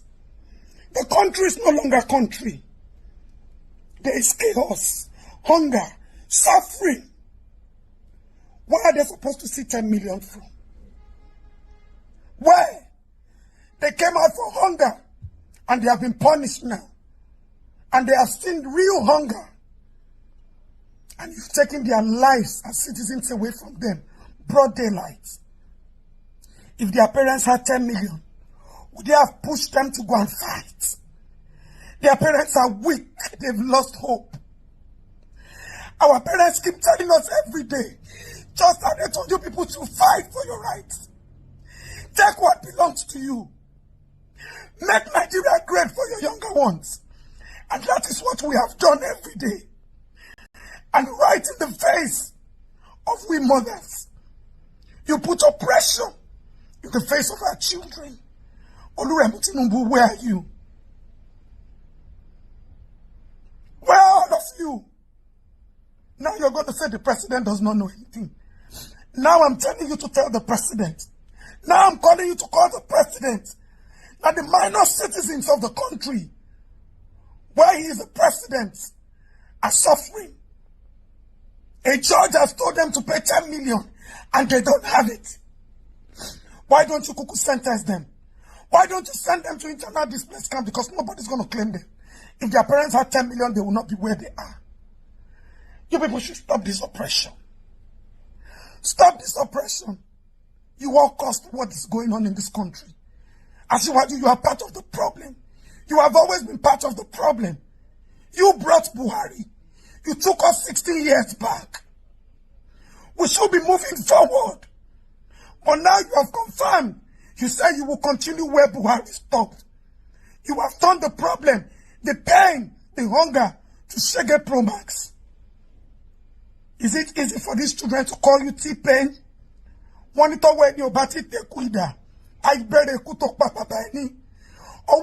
I'm highly disappointed of Nigerian government because the Nigerian government we are highly disappointed in them due to foreseen circumstances.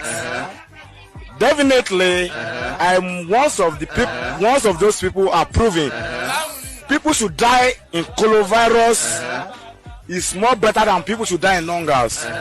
Hunger kills more than coronavirus because some people are less privileged. Due to foreseen circumstances that I said it, some people are less privileged, which they are based on daily pay, which are not even based on salaries.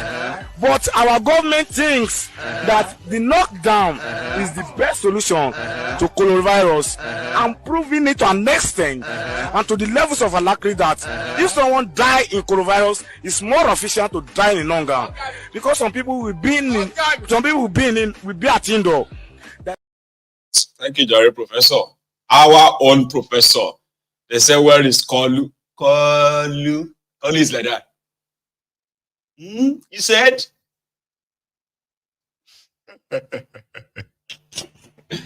T-Pain, and then Bokwari. Oh, Bokwari values his cow more than your lives. Now, I know the value in a life. We can't expect that these criminals, they have something for you.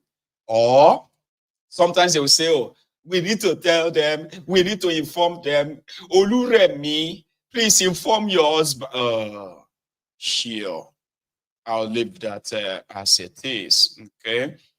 I hope you have heard that the advice given to Tinubu by the National Economic Council that Tinubu should withdraw that tax bill reform and consult more because the northern governor says no to any tax review, any tax this or that. Tinubu don't tell them, says who? Huh? Withdraw what? What do you mean? Withdraw what? Withdraw my tax bill. Waiting I go do. Why am I here? To come and listen to some governors that I should not tax me. Go and tell the governors that if they have anything to say about it, they should go and wait for the public hearing on it. There will be no public hearing to start with. So Tinubu don't call the bluff. He has called the bluff of the guys who are opposed to this bill. I just thought I should remind you. Or are you aware already? Withdraw, Kilonja withdrawer. Take that back, take that back. Withdraw what? 2025, Kolomo, Kilo, Pomo, Reo, Onyaru, like, everybody want parents, make them want their children. 2025, if you are not strong enough, you better don't try to do crossover. Somebody said that if they tell you say Nigeria go happen to you, better get it yapara. Because to make it to log 2025 too strong. My regret here. I have to say that in Yoruba before I get censored. Somebody will actually help me interpret that in the comments, okay? Sorry that. Don't go and try and say, okay, well, they go 2025. Yourself, where you want, you press me, you crossover 2025. Baba, go be like say, go part 2024. Me everything will go part, everything finish for this 2024. Make to 2025. Where T-Pain is, to the strong. Call on man, show any you get? That's what they have in stock for you. Even when you see, even when people see you by December 2025, they go ask you, say, what happened? I don't know where to start from. This country has shown me shege. So the grace of God that I make it this far. Say, what happened? What happened? Go. If I start talking, I will start crying. They say, December 2025, what happened to you? You that was full of life. You are very optimistic. In 2024, we are all looking forward to 2025. Oh, Baba, what happened to you? It's a long story, my brother. See, pain happened. Ask those who struggle to enter 2024. You go see them and say, boy, what happened to you? It's a long story. It's a long story. People will die for 2023. They don't know what thing God do for them. I have heard that kind of a dark joke or dark humor in few places. They say, more people will die for 2023. They don't know what thing God do them. Maybe heartbreaking, it may be tough, it may be hard to kind of, but some people would try and say that they pray for 2025 now, but they don't have an idea. What if Numbu and his gang have in stock for you for 2025? So if you are not strong enough, strong gitigon, you could Gibraltar. I have a meeting in December 2025. Chaize. I'm going to ask you, say, Kilo Shele, tell me. Say, brother, I don't know where to start from. It's a long story. This country nearly killed me. Now God know. Now God save me. Say, if the country could kill you, she could be better. I do not wish that for any of you on my Ego's Diary Political, but wishes don't pay bills. You know what I mean? In an economy that is so intentionally rigged against you. Sure, you understand? So my wishes for you is not going to be enough. I'm just trying to make you kind of get yourself mentally prepared. 2025, my top come.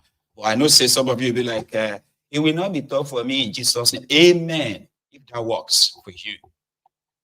Because you're going to need them. You're going to need them. Because if anybody say, make you give testimony by December 2025, with what a Kolu and his gang have in stock for you, you self go say, man, where should I start from? Say, start from anywhere. Say, this country nearly killed me. This country nearly killed me.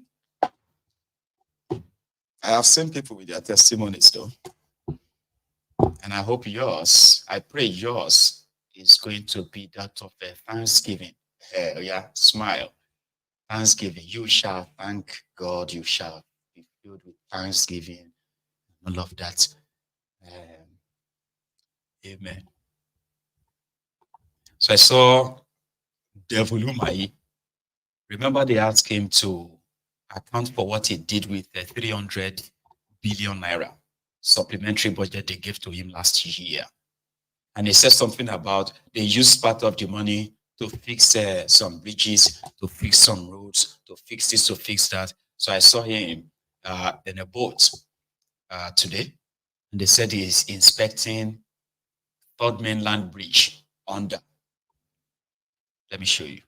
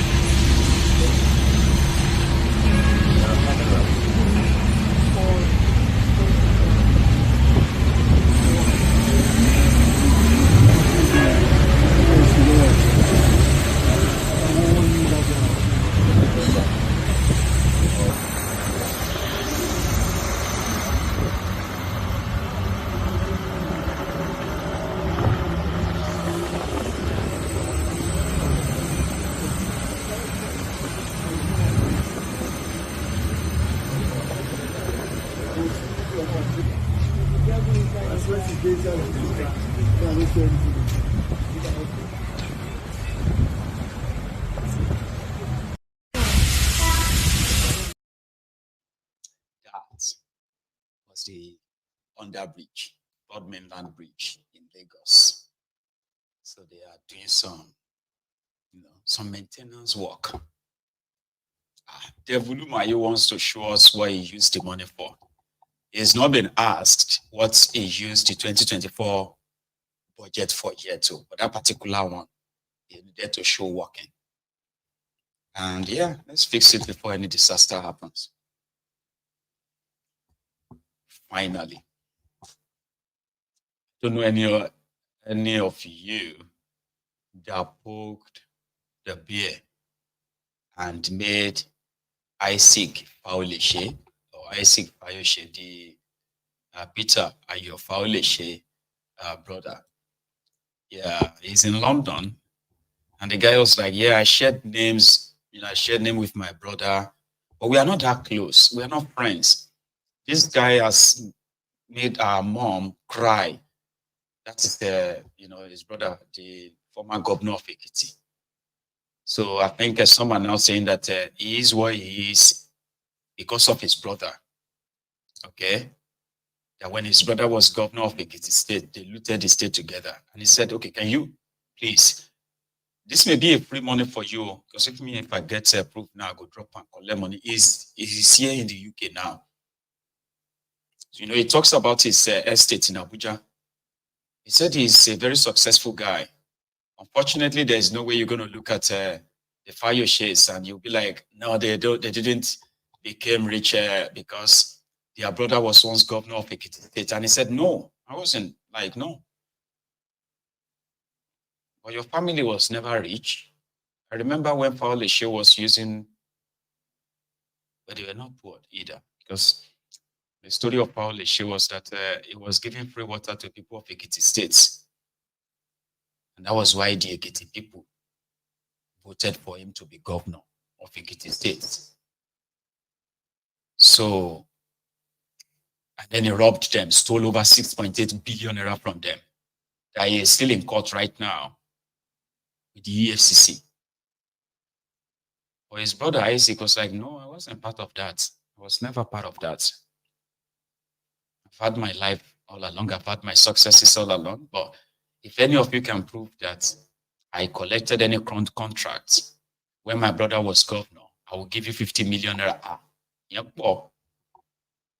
So if any of you have the evidence, you can send it to me, because if I have the evidence, I will post it and I will chase it or collect the 50 million on your behalf. We can share it.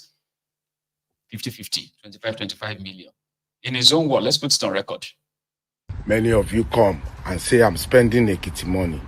My brother did not give me any single job as a governor. I repeat, and I'm saying it boldly, if any of you can find where I get one single contract from my brother, I will give you 50 million. All of you, even my success in life, you attach it to Ekiti, to my brother. It is a fat lie. We never, ever, I personally didn't take any single contract from my brother. Any single, you should come out and say it boldly. You should say it, you should come out. Anywhere they see me or see my name or my company take contract from Ekiti. I'm not a contractor. I'm a trader. I'm a businessman. I've always believed in me working. But anywhere I go, they said he's spending Ekiti money. He's spending Ekiti money. We cover it because it doesn't matter. But right now, that they are now trying to say, no, you cannot talk. You should shut up. You should do this. No, I will talk. I will stand for Ekiti people as long as I am alive. Ekiti must come out of this low life. How can you be taking a jumbo allocation and the state is in a mess? I will not leave my people to suffer. If this is the last fight I'm going to fight, I will stand with the people. That is the fact. Many of you come. I seek. And I support you until I have that evidence too. Listen, if you have it, don't go and post it on social media where another person go carry ammo. Come and give it to Mayegun. Let's have a deal. I will chase it down for you. 50 million naira is not chicken change. So if you have any evidence that he's not saying the truth, I mean, let's make something out of that. Anyway, Sunday Dari that Tinubu just hired to help launder his image and possibly keep pushing the narrative that Tinubu, we know they sleep, he means well. Then he stumbled on another agenda today, when people said that majority of those appointees of Tinubu are Yorubas. So he put out a rejoinder or a disclaimer. Now saying he can't shoot himself for leg. So according to him, the Northwest people are the highest number in Tinubu's government, which is, and then the next is Southwest, the Yorubas. The least people appointed by Tinubu are the Igbos, 1. As well as the South, so people can enter around. I'll show you the list.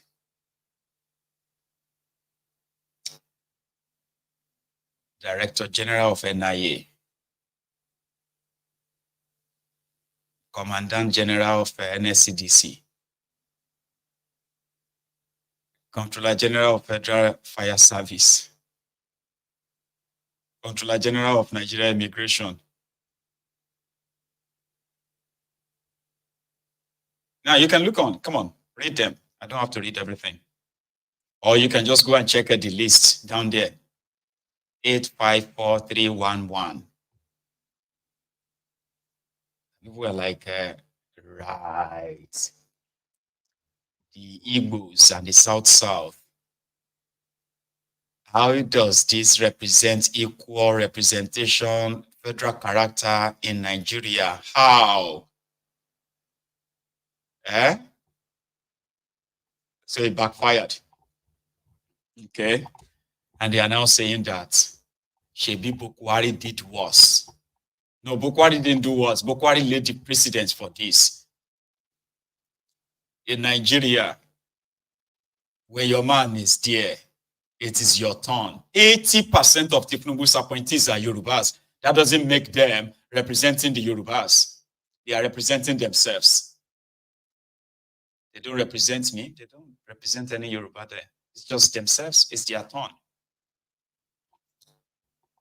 So when they go back to, when they get the power in the north again, you have them everywhere too. Because it is their turn too. Nigeria is a turn by turn Nigeria Limited. So that's where we're going to draw the curtains this evening. I am going to take calls, but you see that segment of phone call, as a reminder, is sponsored by Ya Rasulallah Digital, a supposed digital advertising company that trains you if you are looking to possibly start something as your own side hustle, where you have a life that currently is not really giving you a promising sort of a retirement or a promising a financial breakthrough, so to say. And like I said last night, and thanks to those of you who checked it out, okay? If you are looking for a business opportunity where you can try something that gives you enough time for yourself, I'm talking about if you are, I don't think it should be called a side hustle, because this is something that could actually give you a six-figure, return. And it is not an investment of MMM, like get rich quick. No, it's not MMM. Okay? So this one has to do with if you are interested in being trained, okay, on how to kind of maximize the opportunity of digital marketing.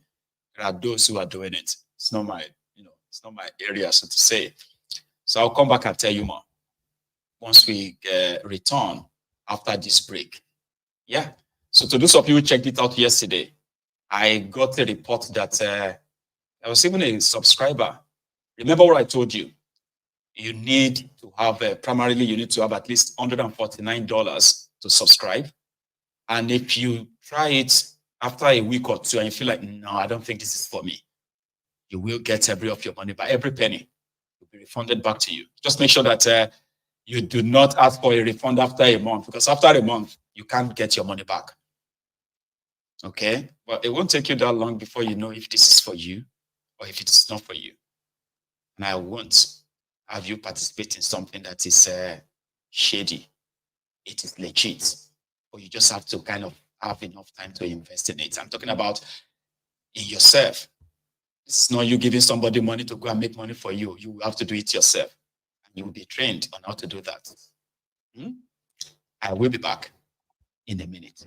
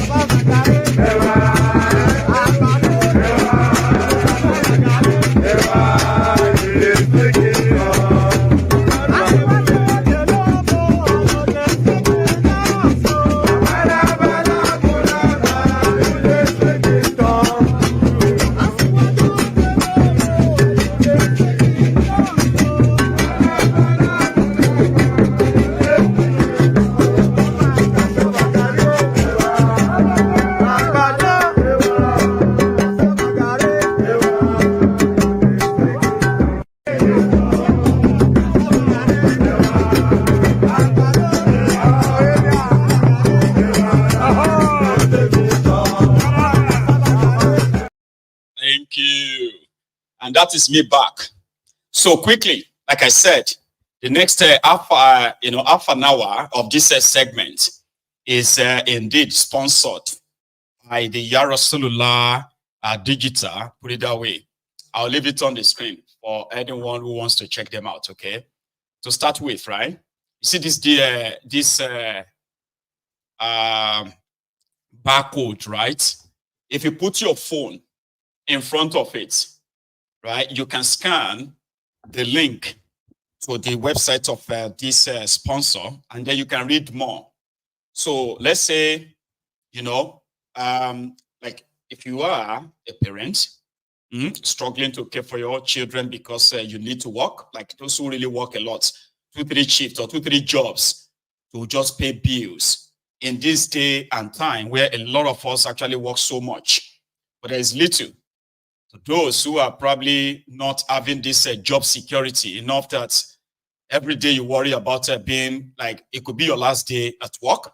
There are those who actually really face that kind of a dilemma every day. Or maybe you are a retiree, someone who is, who is a retiree as we speak, and, life seems to be a little bit boring. Well, thanks to Mayegun's Diary Political, you can come here and unwind. But if you want to learn any new, any new skill, in this day and time where everything is going digital, okay? If you're looking to make an extra money, legit, this is not like an MMM, like I said, all right? Or you are looking for a business opportunity to try something new again, where you can indeed be trained on what you could do with your time, and not just that, okay? With your money. Now, this could be an opportunity for you. On Mayegun's Diary Political, Yarosulula Digital, so to say, they are there to give you that shot at it. That shot just simply means if you have $149, which will register you or sign you up, now you get an opportunity to open a portal to everything you need to learn about this. I may not be able to tell you everything as is required. You have to find out yourself. And as it is, it's called a digital marketing stuff, okay? You will be trained. You will meet other people who are like experts in this field, all right? And you are not too old or too young to learn a new skill of making money legitimately. And if you feel like, no, this is not for me, you will get every penny of yours back. Like I said, I got a report yesterday that some of you actually really checked it out. Yeah, that's interesting. I like that. And I know that some of you will do this based on trust. I trust my ego. And because I know that you won't lose a penny, that is why I allowed it on my platform. I checked it out myself. Yeah, I got signed up. I signed up and just to kind of understand it, okay? But because I have so much that I'm currently doing, it will take me away from you. All right, not because I don't want to make money, or maybe I'm still going to probably sign up myself. But just check it out. If you think it's not for you, right, you can always get your money back. Now, the bottom line is that when I say business opportunity, I'm talking about you possibly investing your own money. And like I said, it's not you giving people your money, right? It is digital marketing, so to say, all right? And maybe you come back and thank me. Or the other way, you just come back and say, Mayegun, that's not for me. Show me something else. I think this one might be for you. As I have checked, you do not even have to be this so much educated, this and that, before you can try it out. You will be trained from the scratch, right? You will have your own digital presence, which is your own personal website, which your own customers will probably come to and pick things up as well. It's quite interesting. Last time I checked it. Give it a shot. So if you are interested, all you have to do to read further is what? Try this barcode on your screen with your phone right now. And then read on. Contact, this business. Contact them and ask questions. And if you think it's a good thing you want to try out, right? Good luck. So again, they are the sponsor for this segment, and we can take our course now. Yeah? Don't worry, I'll get better. I have never really done much adverts, okay? But we need, I've told you, I take adverts now. I will make sure that it never interferes with what we do, the presentations and every other thing, okay? But the moment we get to the call segments, I can always introduce any kind of business opportunity to you, if it's business opportunity, or even sell you what I think you might be interested in checking, not just, just the services or, Anyway, thanks so much. I have a caller, my first caller this evening. Hello there. Hello, good evening, Mayegun. Oh, how are you evening doing? To you, sir. How are you? I'm fine. It's been a while. I know. You're looking better. I'm always checking your eye to see if it's okay. I can see now, it's I've got this smile I have mastered. And some people don't like it. They believe that I should be frowning. Things are serious. Mayegun, stop smiling. It's like, no, I won't. I have to smile. Whether you smile, whether you get upset, what will happen will happen.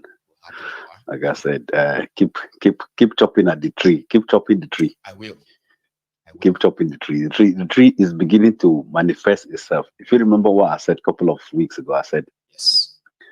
You used to say something. Let me use your own word. You say the people that brought us to where we are today will not be part of the people to change. They will not. To take us to where we're going. Solution. No.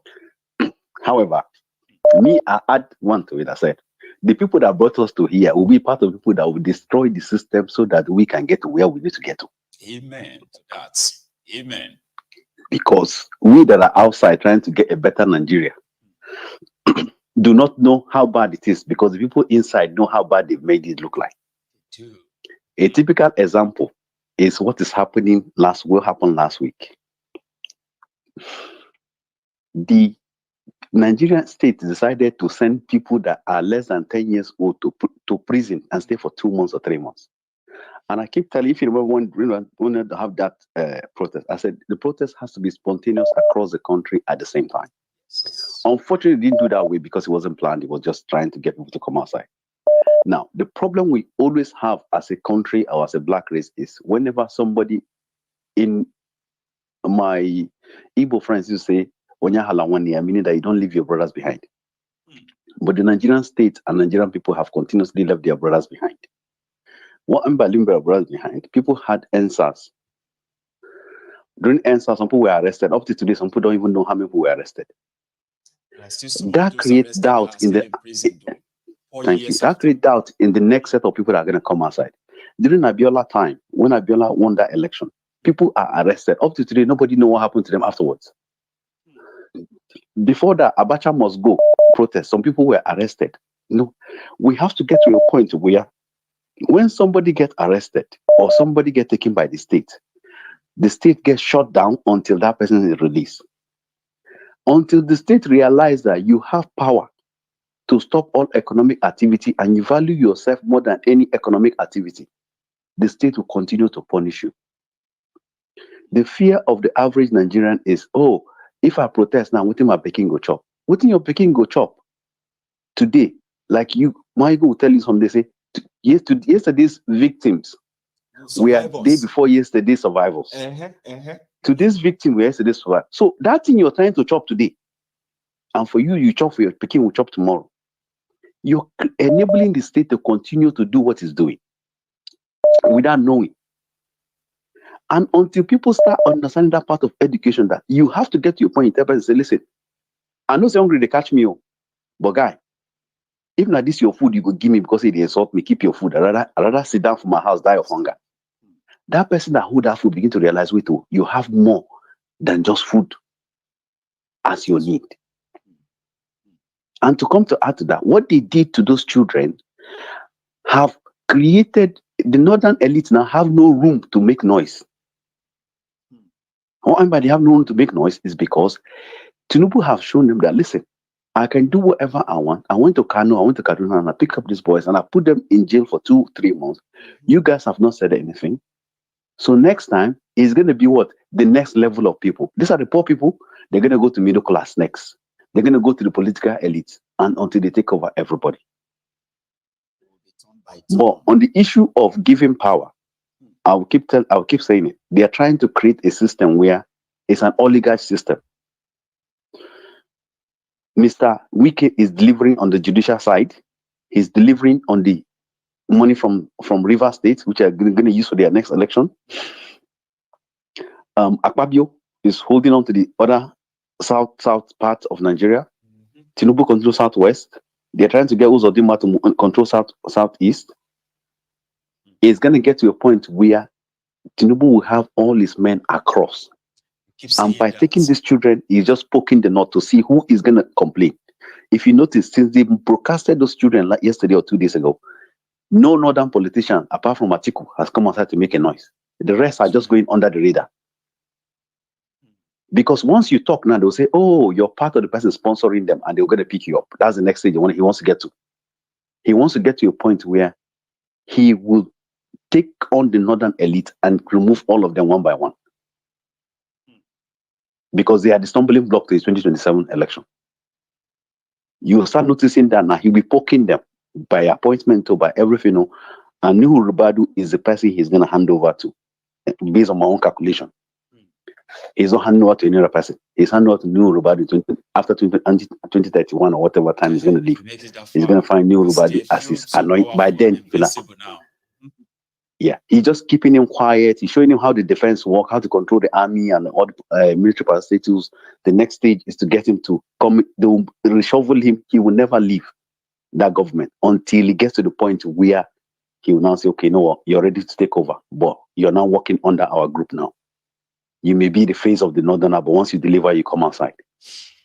That is just my take on it. We shall see. Again, yeah. When you say things like this, they're like a words of marble, right? That there is always going to be a time you will come back and be like, did you remember when I said this, so and so? And yeah, that time is upon us. Thank you for always. You're welcome. You have a good answer. Okay. Cheers, man.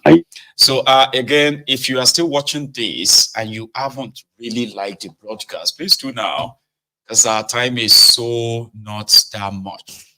I think we only, hang on, we still have like about 45 minutes or so, but it goes faster than you can imagine. I've seen that happen many times where people will be like, I'll still call. The last minute, everyone wants to call in, but there is no time to take your call. So you better do it now. And same thing goes for everyone who is yet to pay your own offering. Your offering is like the broadcast and share it. And remember also, a quick reminder, this is our backup channel.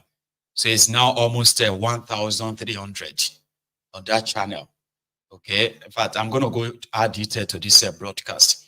So you can still take your time and go on to the Mayegun's Diary Premium. Okay. Join us right there. Hang on. I'm going to remove some few information here. Oh, no. I'll leave it that way. So it doesn't remove every other info from it. Okay. So now I've added our backup channel. Remember, if you go on and give it a follow, because I am not really out of the wood yet too. There are 2 strikes on Mayegun's Diary Political as we speak. And I believe that they should be off before the end of this coming week. But if another one should be added before Monday, this Mayegun's Diary Political may be taken off here at better temporarily. Hopefully not permanently. But we need that backup channel to actually be up and running. And that will be up to you. So we are not out of the wood yet. So, yeah, I've been in touch with the people that reported some of these old videos. I'm talking about the videos from 2021 and 2022. It's like 3 years ago, 2 years ago. So remember, follow the backup channel as you are watching this. It won't take you more than a sec. Just put it in there. What is it called? Type it into YouTube and search for it. Mayegun's Diary Premium.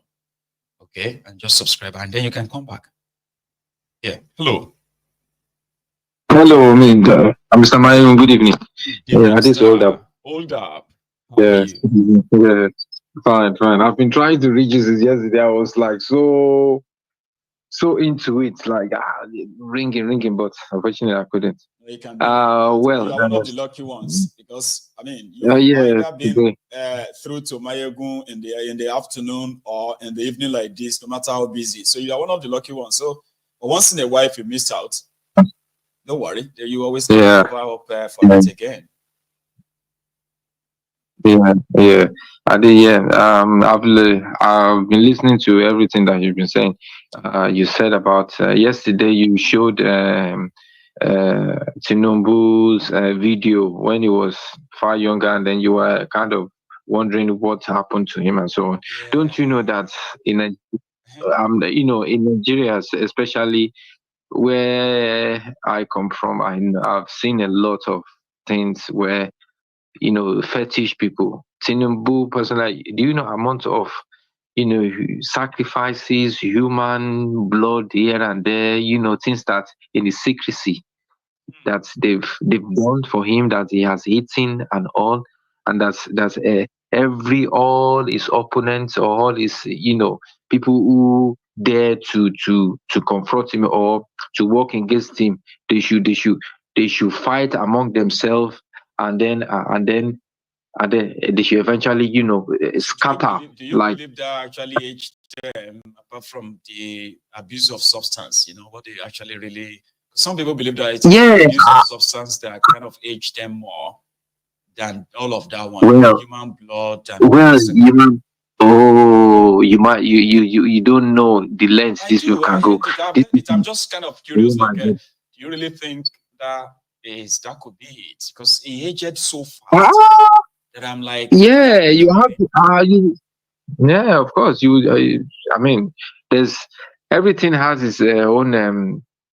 Side effects now. So you will give something to receive something. You see, Satan will never give you something for free. Never. You will have to pay something somewhere, somehow.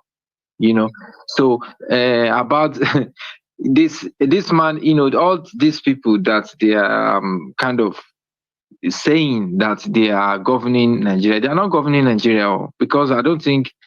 In some areas in Nigeria, like you've always said, that the vast space in Nigeria is not governed by anything. So it is only people themselves that they've been, providing for themselves, doing borehole, creating their own electricity and on and on. So these people are only governing themselves, and they are ready to do whatever any means necessary to protect that until that 8 years is over. Now, they believe that it is their turn, and either you want it or not, that after this 4 years election, it's already, like you said, it's already been written.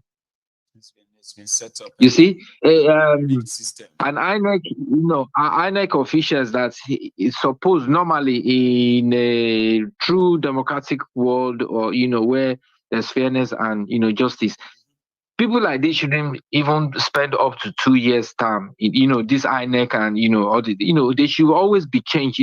They change them all the time, because so that they don't stay long in such a way that nobody will be able to buy them, or going to stay long or not. A system where politicians have no power to select or appoint electoral officers is probably going to be a fair system.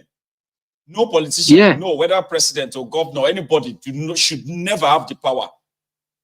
Here you get now to select electoral officers.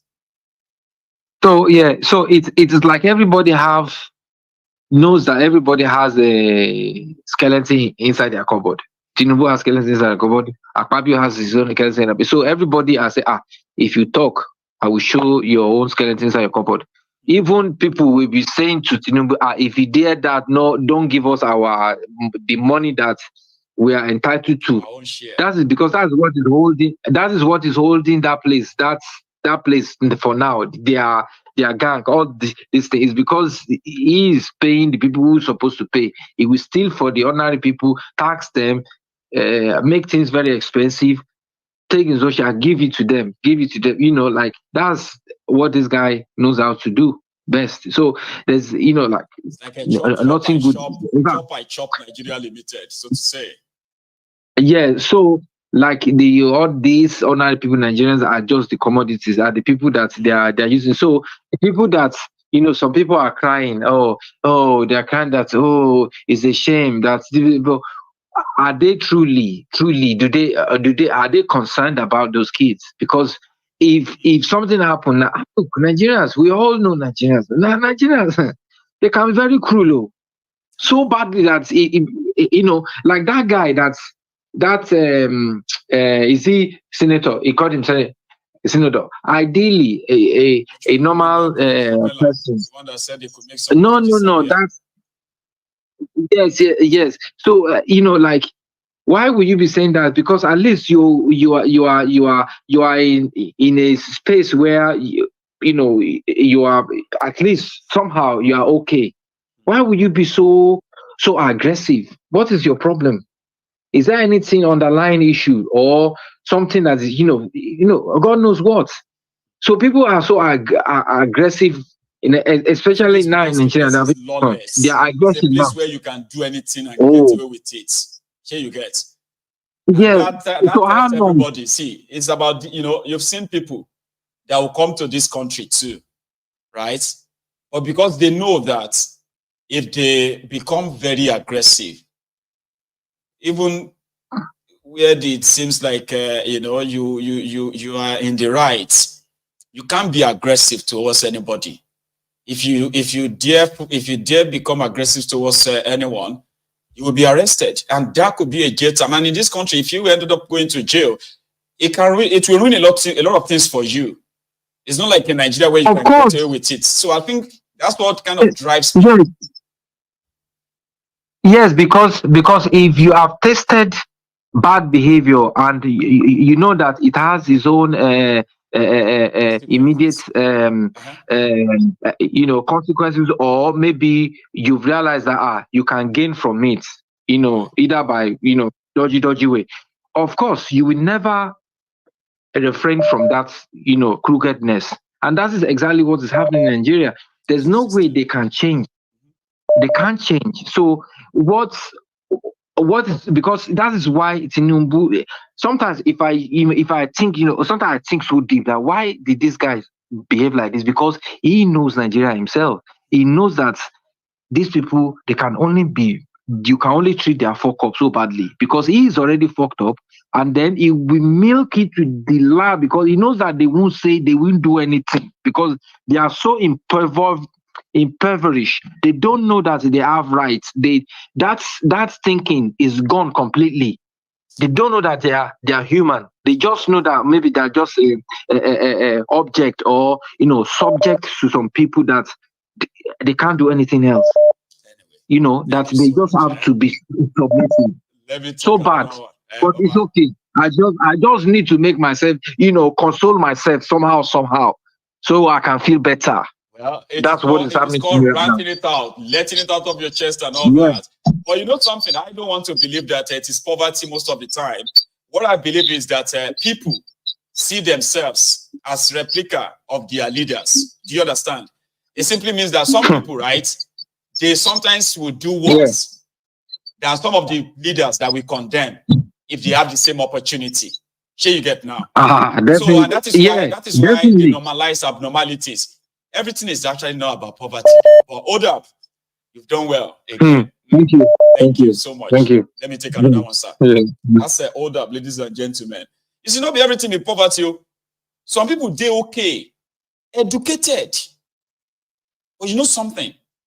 Some of them, there are some people in Nigeria, right?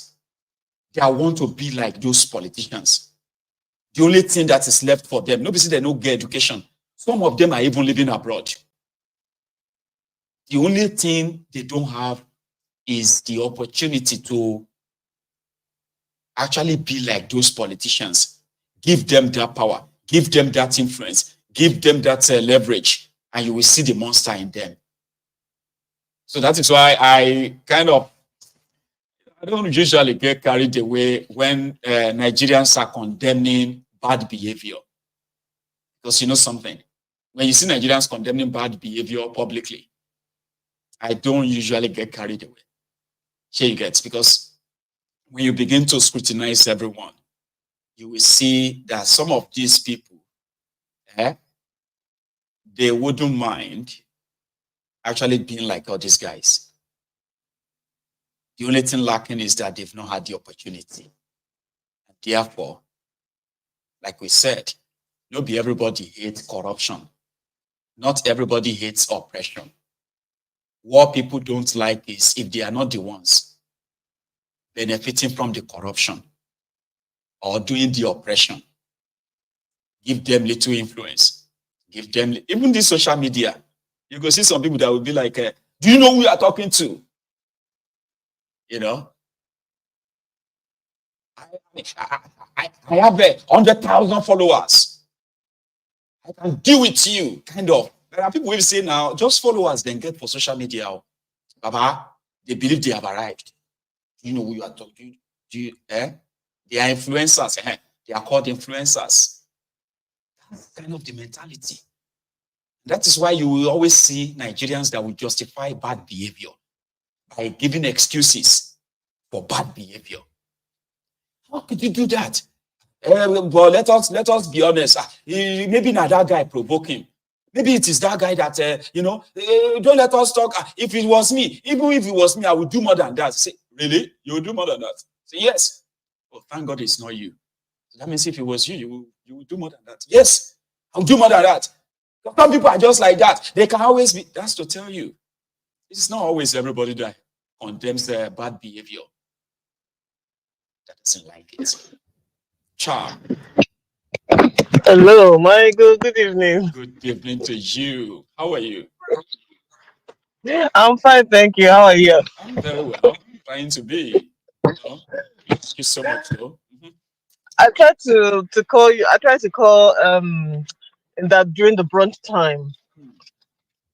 During brunch time, but I didn't get through because I wanted to really speak on this 2027 that everybody seems to be talking about. You know, a lot of people call in and they say, oh, or you read it, or like when you go on the internet or whatever, and they're talking about, oh yeah, 2027, and I'm like, are we for real? 2027? People think something is going to happen. Hey, Lord have mercy. That's how we are going to be dragging it until you begin to see people that will be telling you to go and get your PVC. Go and get your PVC. We need to save this country. I'll be like, okay, go on. You need to save the country and you're waiting to 2027. By 2027, you know what? If we don't get rid of this madman that is there, right? He will perfect the art of rigging. You see that thing that they did in Edo State. By the time they do it in 2027, even you that voted for whatever opposition party you think you're voting for, you'll be confused. But I'm sure that I voted for whoever. But you're seeing APC there. People were in Edo State, right? People were declaring results, they calculated results, right? They said PDP 14,500, APC 7,300, Labour Party 3. By the time INEC released results, it was the other way. I said, this is not the result of my polling unit. Oh, who cares? See, so it makes me. During the brunch time, and you were talking, and people were calling, and I think I heard other people talking about 2027. I was like, 2027. We don't even have tomorrow if you don't get rid of this man. That pastor that was saying that the kind of shege for want of a better word, for lack of a better word, that is waiting for Nigerians to keep this sick. Man. The economy will be sick. Nigerians will be sick. The economy will be sick.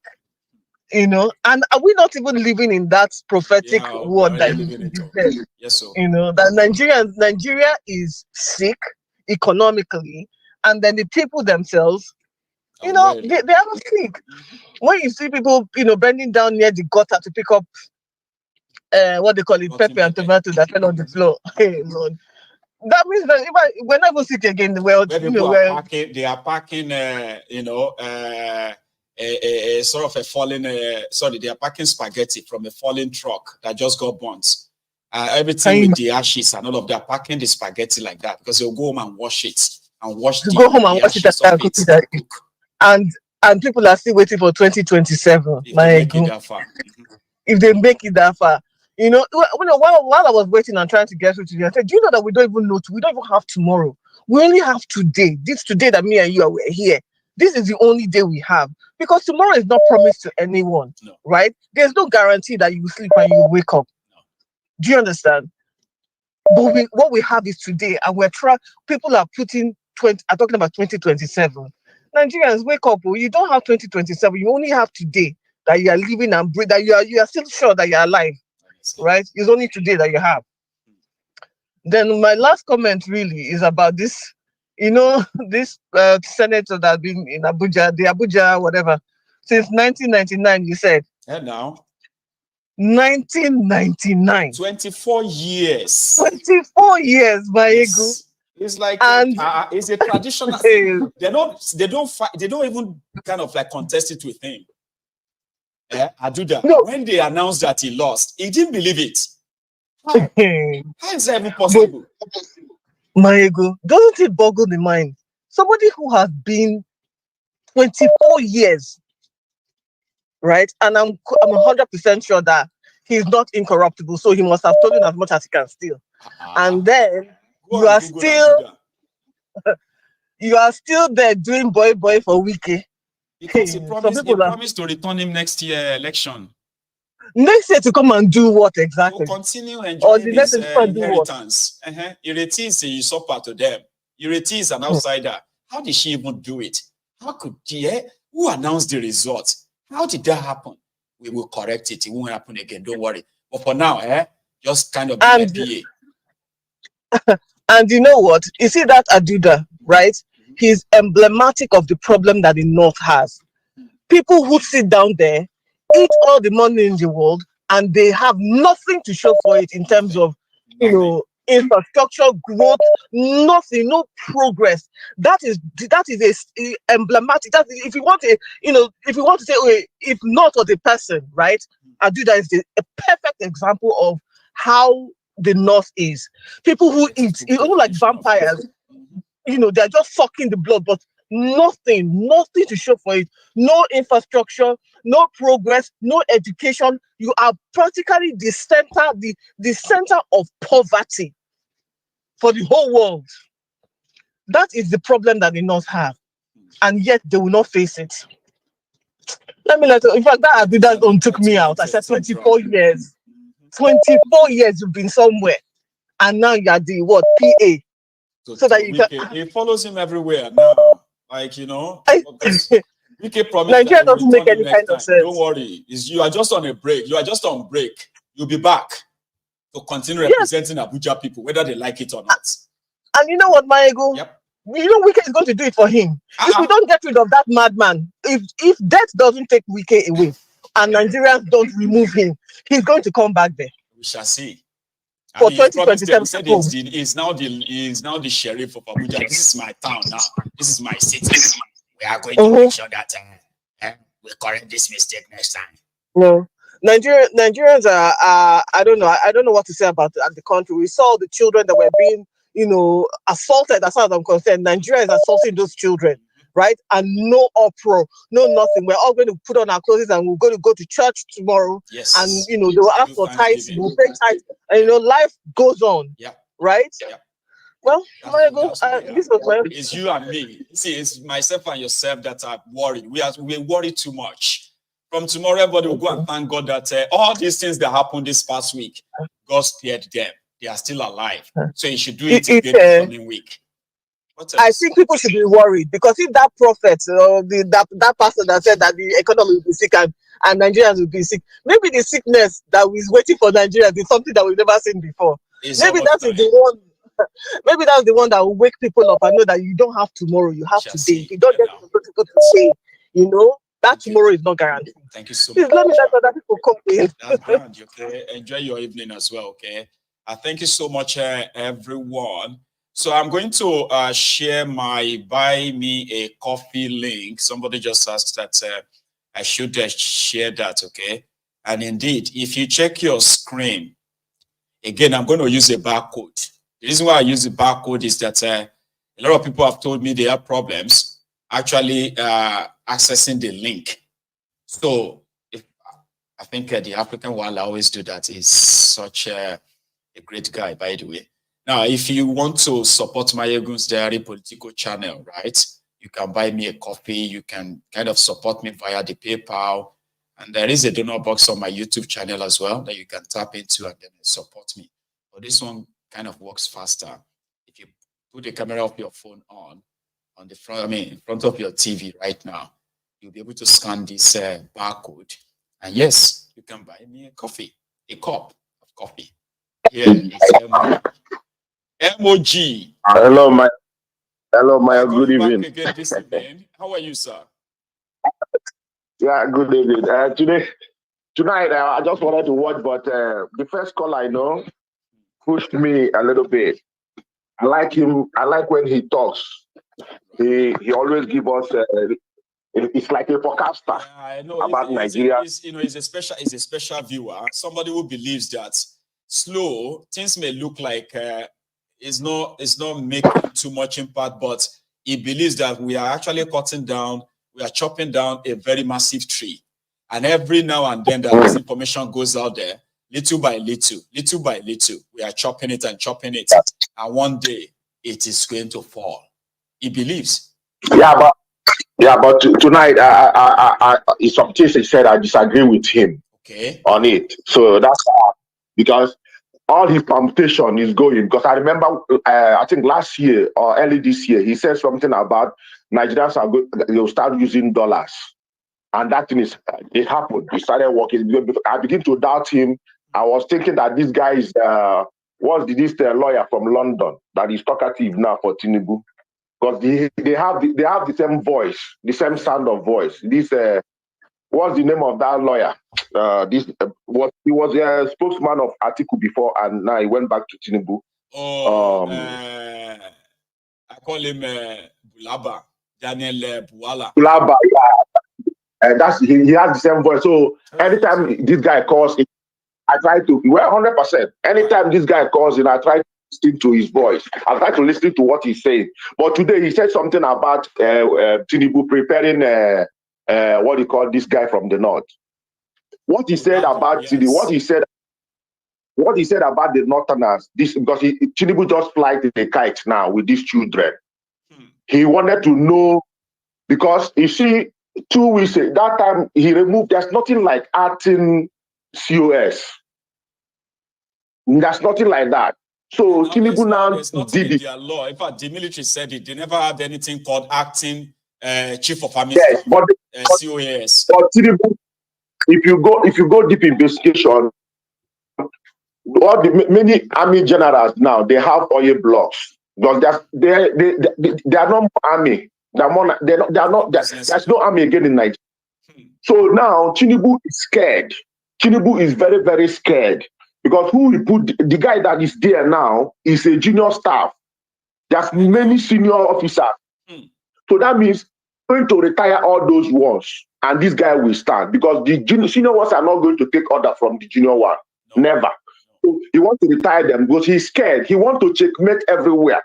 So what the guy said about he wants the Jonathaners to say anything so that he will know who are against him and who are with him to pick them up. So they are not going to say anything. It's going to say then that is he's not preparing rebuttal because he himself is scared because anything can happen. Nobody can cow Nigerians. Nigerians may die, they may be weak, but they will explode one day. Even if the masses do not attack anybody, the other elites will walk away from him and do something and remove him there. If you about the masses cannot do anything. Though, like with the state of things, do you? 100%. My go and read history of Nigeria now. History of Nigeria is like that. Nobody can put Nigeria down for so long. You can enjoy yourself like Wike time is over. Wike is now going on time bomb. His own is finished. But he's just trying to push up. Like this woman you put up today. I've been thinking about this woman, but I'm happy the woman spoke something today. You know what they did to that woman? They just silenced the woman. The woman don't want to die. She just kept quiet. But today she said, "What is gonna be? Let it be." So let her say this because after this tenure, all those things they sent to her as they finished already. They will use it to probe her because he did not cross-check it and he accepted the paper they signed. You know, so that's why she came out and she knows that she's not only going to do 4 years there. This is her last time. But the man he said about 24 years there. That man is following Wike. Maybe they will use the man to replace the woman.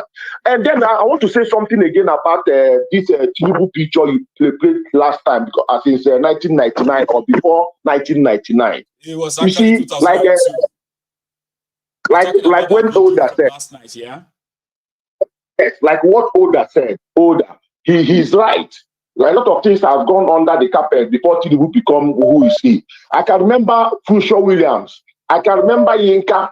I can remember Bola Ige. And you remember when you go to this what they call it, confessional statement of Mustafa. He said some elders from Yoruba took money the day Abiola died. Who are those people? He never mentioned names. Who are those people? So he has been planning this day. But it's unfortunate to him that this thing came when he's already down. That's why you see him doing everywhere to enjoy his life because he's a selfish and wicked man. He's enjoying his life like a young person, going every length to enjoy himself. So everyone that is following him, he's scared. Even his shadow, he's scared about his own shadow. So he doesn't know anything to prepare. The last thing he would do is to die. Thank you, man. That's what I want to say. I disagree preparing. You have a good one then, all right? I mean, it's good for anyone to disagree with any person's views. And respectfully as well, you will see somebody else who is going to say, okay, I disagree with you too. And then another person will be like, okay, I agree with that first one. I disagree with you. That's one thing about this temple. You are all welcome to express your own views the way you think, respectfully. And then there is always the right of response as well. See, we have just about 15 minutes to go. Again, if you haven't really liked the broadcast, this will be your best time to actually do that. Okay. Oh, I think Zen is calling back. Let's take this. Hello, sir. Hello, Michael. No, you would only have just about 2 minutes. I think you want to add something to what he just said, right? Yeah, I just want to. So I just want to respond to what the last caller just said. Yeah. Go on. When I said earlier in the year that Nigeria is going to be using the dollar, the simple mistake people make is they expect to see dollar on the high street. The biggest dollar you're using is Dangote Refinery. That is where everything that denominates your economy rolls from. No matter how hard Nigeria tried to use Naira to sell to Dangote, Dangote is still quoting your oil at the international rate. Yes. And the moment it's quoted at international rate, you do not have control over your currency. We all live in the UK here. Can somebody go to Tesco and tell Tesco because they imported vegetable from Europe, they're going to quote it in euros? Anybody that understands economics, price in Tesco will never be quoted based on the imported whatever from Europe ever. You never hear that. No. That is what I said earlier in the year, that Nigeria will be moving to dollarization. I mean, the day dollar gets removed, he agrees with you on that one. Well, he didn't dispute that. Secondly, when he said issue about the Army General, I totally agree with him. But has anybody ever sat down and asked yourself one question? They gave Tinubu 5 days to reinstate power in the north, which means the northern Nigeria has been enjoying free power supply. Why are you in the south? You're paying for them to use free power. Have anybody actually thought about it? So which means economic activity can continue in the north for free.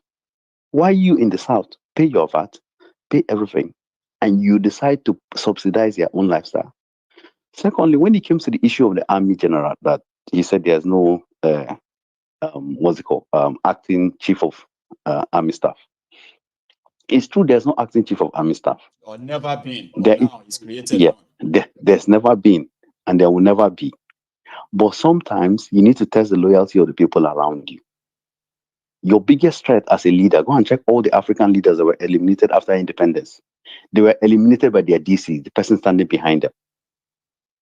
The moment you are working and your ADC know every of your itinerary, your next flight is like he manages everything about you. If you remember when I was saying Kolu deceived Nigerians by pretending he was about to die. At some point, his ADC was even managing his laptop to show people that this guy is about to go. The Northerners believed that. He played them. Now he's got to a point where he's consolidated power. The change of ministers was not change of ministers. Watch, that's what's called image laundering. Nuhu Ribadu has had that image after Obasanjo. They've laundered him back again through contesting for presidency. He didn't win.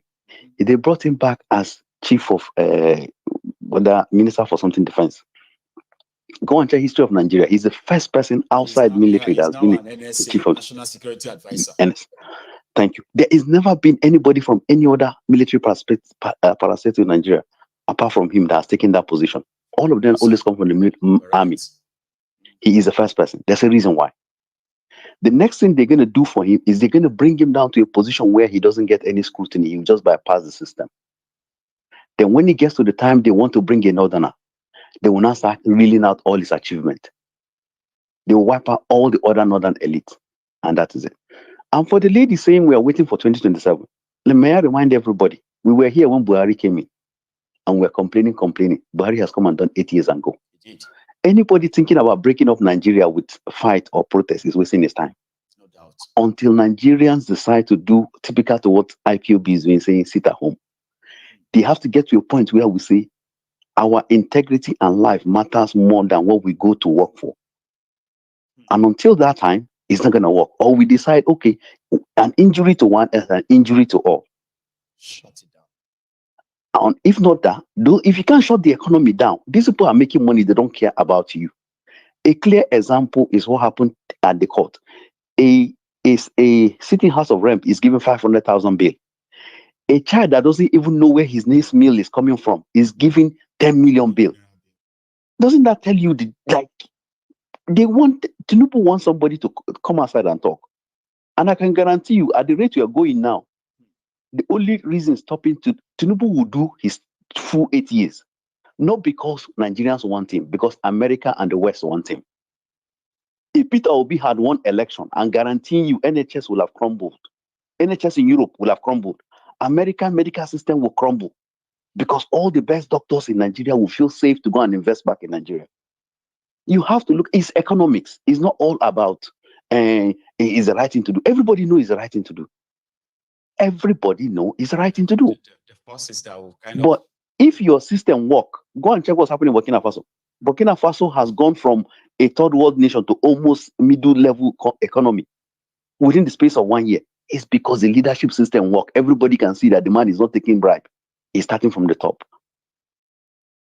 So Tinubu doing 8 years is not by his power. It's by the power of the Foreign Intelligence Agency.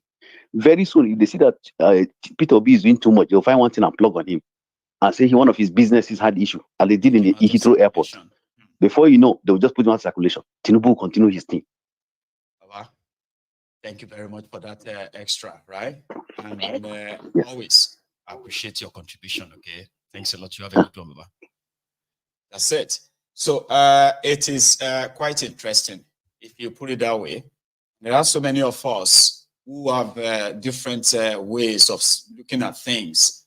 Number one, based on our own exposure or based on our own experience. And when I say exposure, sometimes what we are exposed to also matters. The information you are indeed exposed to does matter. One thing that we have on the Mayegun's Diary Politico is the fact that it could be a repository. Is that a word? Repository of all knowledge. No knowledge is lost. That's what they say. No knowledge is lost. On Mayegun's Diary Politico, we are the textbook definition of that. Okay. So we have, we have just about less than 10 minutes to go. For those who are yet to make their own contribution, or to those who are yet to actually really like the broadcast, please do now. And also remember, if you haven't subscribed onto Mayegun's Diary Premium, our backup channel, I implore you to please do. Let me put down the screen again. 1 sec. Just a quick one. For those who are searching for it, it's not hard. Just go onto your YouTube, okay, and search for Mayegun's Diary Premium. One word. See? One word. Or search for at Mayegun's Diary Premium. One word. See, we are now at 1,286. So also on Mayegun's Diary Politico, let me see. Do you know that we only have just 1 second? We only have just just 84 more subscribers, and we will cross the 100,000 organic subscribers on YouTube on this particular one. So let's keep it rolling. And thank you so much to every one of us who has been very, very, supportive in that aspect. Also, a quick reminder that this segment, even though it was half an hour of it, but when we're having that chat, it sort of kind of surpassed it. So this segment is really sponsored by the Yarosulala Digital. Okay, helping hardworking people create successful businesses online, right? They do have, they are different. If you join, right, you have a chance of hearing from the real practitioners, the experts in this field. They have days like, Tuesdays, Wednesdays, where they have their webinar. The webinar is when you will join the others and, in the video, sort of a video conferencing, where you can ask direct questions. Again, when you are looking for business opportunities, somewhere to actually really try something that is yours, work within your own time, be your own boss, sort of. And don't ever think it is too late for you to start or learn something new. This may be the chance you need. Just check it out. It's not going to harm me. It's not going to kind of like harm you in any way, okay? Put your phone on the screen of your TV right now. And then, when I say put your phone, I'm talking about put the camera of your phone on and scan this barcode. And this will show you a link to the website of this business entity, okay? Go on.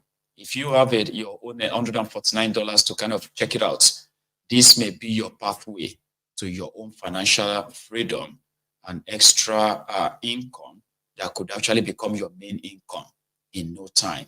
So, you know what? Checking my time, I think it won't be a bad idea to call it a night right now. I'm so sorry, okay? So those of you who are still probably, I told you, sometimes when you call in so late, you are just going to end up dragging us across the line. Thank you so much, everyone. We've had a wonderful day. It's been so wonderful from the noon brunch time and to this evening as well. Thank you. Please, if as we are all living, remember to like the broadcast, okay? Like it, share it, subscribe onto my channel. And when I turn on and turn up next time, you won't miss anything. Also, this is for everyone, okay? Especially on YouTube. Try and check your notification setting. That bell, that bell. Check it. See if you have set your notification on all videos of Mayegun. That includes the premiere, the uploaded videos, the shorts, and even the live broadcast as well. You won't miss anything. And if you have to be at work where Mayegun is live, at least you'll get to know that Mayegun was live, right? Thank you so much, everybody. Enjoy the rest of your evening, and then good night. From here, good night, everyone.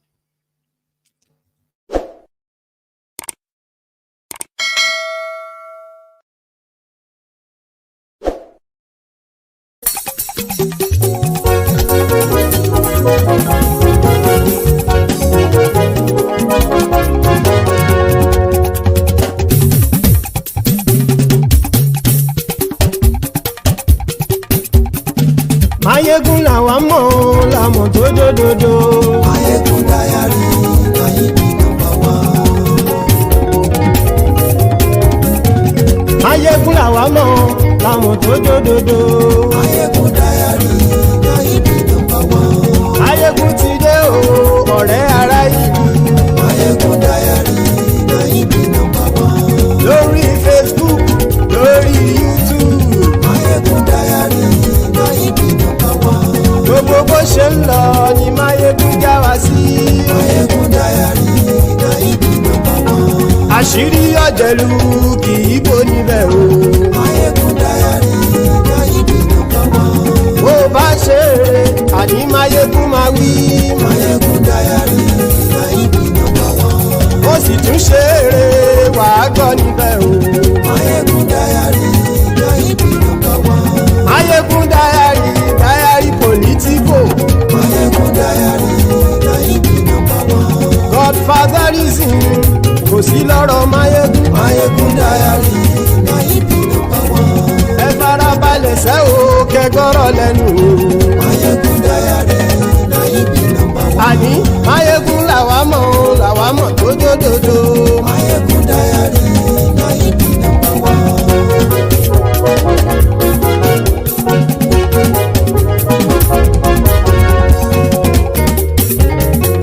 Àní ẹ̀sùn ràkì. Mayegun ti dé. Mayegun ti dé. Ọ̀jẹ̀lú ẹ̀sùn ràkì. Mayegun ti dé. Àní ẹ̀sùn ràkì. Mayegun ti dé. Lórí Facebook. Mayegun ti dé. Àní ẹ̀sùn ràkì. Mayegun ti dé. Lórí YouTube. Mayegun ti dé. Àní ẹ̀sùn ràkì. Mayegun ti dé. Bọ́ bàbá gbé wúrẹ́. Mayegun máa wí. Àní ẹ̀sùn ràkì. Mayegun ti dé. Ijó ìgbádìyẹ. Mayegun máa wí. Àní ẹ̀sùn ràkì. Mayegun ti dé.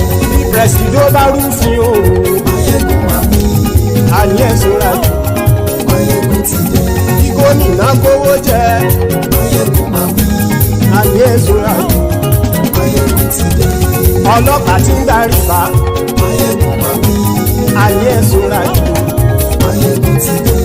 Aṣòfin tí ń rúfin o. Mayegun máa wí. Àní ẹ̀sùn ràkì. Mayegun ti dé. Òpùrọ́ olóṣèlú. Mayegun ẹ̀ súnra kì. Máyégún ti dé. Ọ̀jẹ̀lú ẹ̀ súnra kì. Máyégún ti dé. Àní ẹ̀ súnra kì. Máyégún ti dé.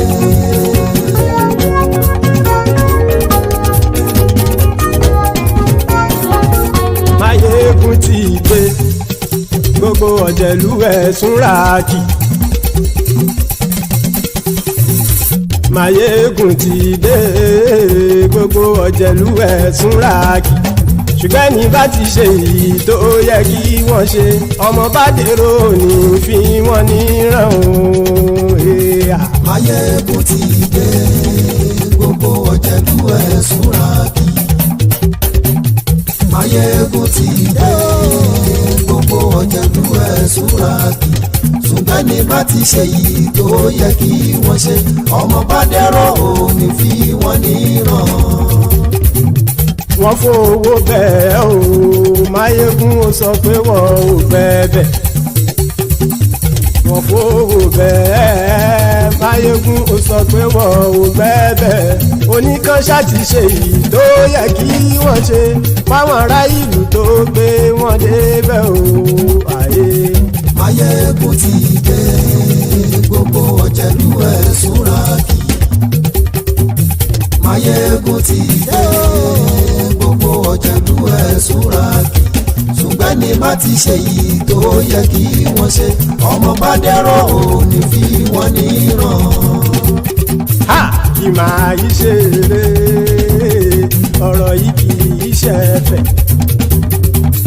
Kì máa yí ṣe eré ọ̀rọ̀ yìí kì í ṣe ẹ̀fẹ̀. Ẹni bá ti lè lẹ́bọ̀ lẹ́rù o ọmọ bá dèrò kàṣàyè tú wọn síta. Máyégún ti dé. Gbogbo ọ̀jẹ̀lú ẹ̀ súnra kì. Máyégún ti dé. Gbogbo ọ̀jẹ̀lú ẹ̀ súnra kì. Ṣùgbọ́n ní bá ti ṣe yìí tó yẹ kí wọ́n ṣe ọmọ bá dẹ́rọ̀ ò ní fi wọ́n níran. Tẹnitẹni ọmọ Máyégún ọ̀rẹ́ ara ìlú mọ̀mọ́ ni mo fọlọ́run ṣọ́ ẹ̀ bá kìlẹ́bù. Lóòótọ́ olódodo ìlú ọ̀tá ìlú mọ̀mọ́ ni ìwọ ṣá máa ń ṣọ́ra kò sì mọ́ bẹ̀rù. Bọ́tà ń lè rí bóníṣègùn lé káwọn mọ̀mọ́ fi ṣera wọn ni ó ti dẹrùn tí wọn ò gbọ́dọ̀ sì mọ́ bẹ̀. Èèpo ọ̀bọ lọmọ bá dérò tàjẹ́ ò gbọ́dọ̀ jẹ́ ó ti dọba lórí àbínú ẹni kò sì mọ́ fòyà. Àìsíwọ́lu ní ẹnìkẹ́ ìgbódì ẹyin lábàrá o ó kó ẹni tó bá dán wò á kàmù. Máyégún ti dé. Gbogbo ọ̀jẹ̀lú ẹ̀ súnra kì. Máyégún ti dé. Gbogbo ọ̀jẹ̀lú ẹ̀ súnra kì o. Ẹni bá ti ṣe yìí tó yẹ kí wọ́n ṣe ọmọ bá dèrò òní fi wọ́n níran o. Máyégún ti dé. Gbogbo ọ̀jẹ̀lú ẹ̀ súnra kì. Máyégún ti dé. Gbogbo ọ̀jẹ̀lú ẹ̀ súnra kì. Ṣùgbọ́n ní bá ti ṣe yìí tó yẹ kí wọ́n ṣe ọmọ bá dẹ́rọ̀ ò ní fi wọ́n níran.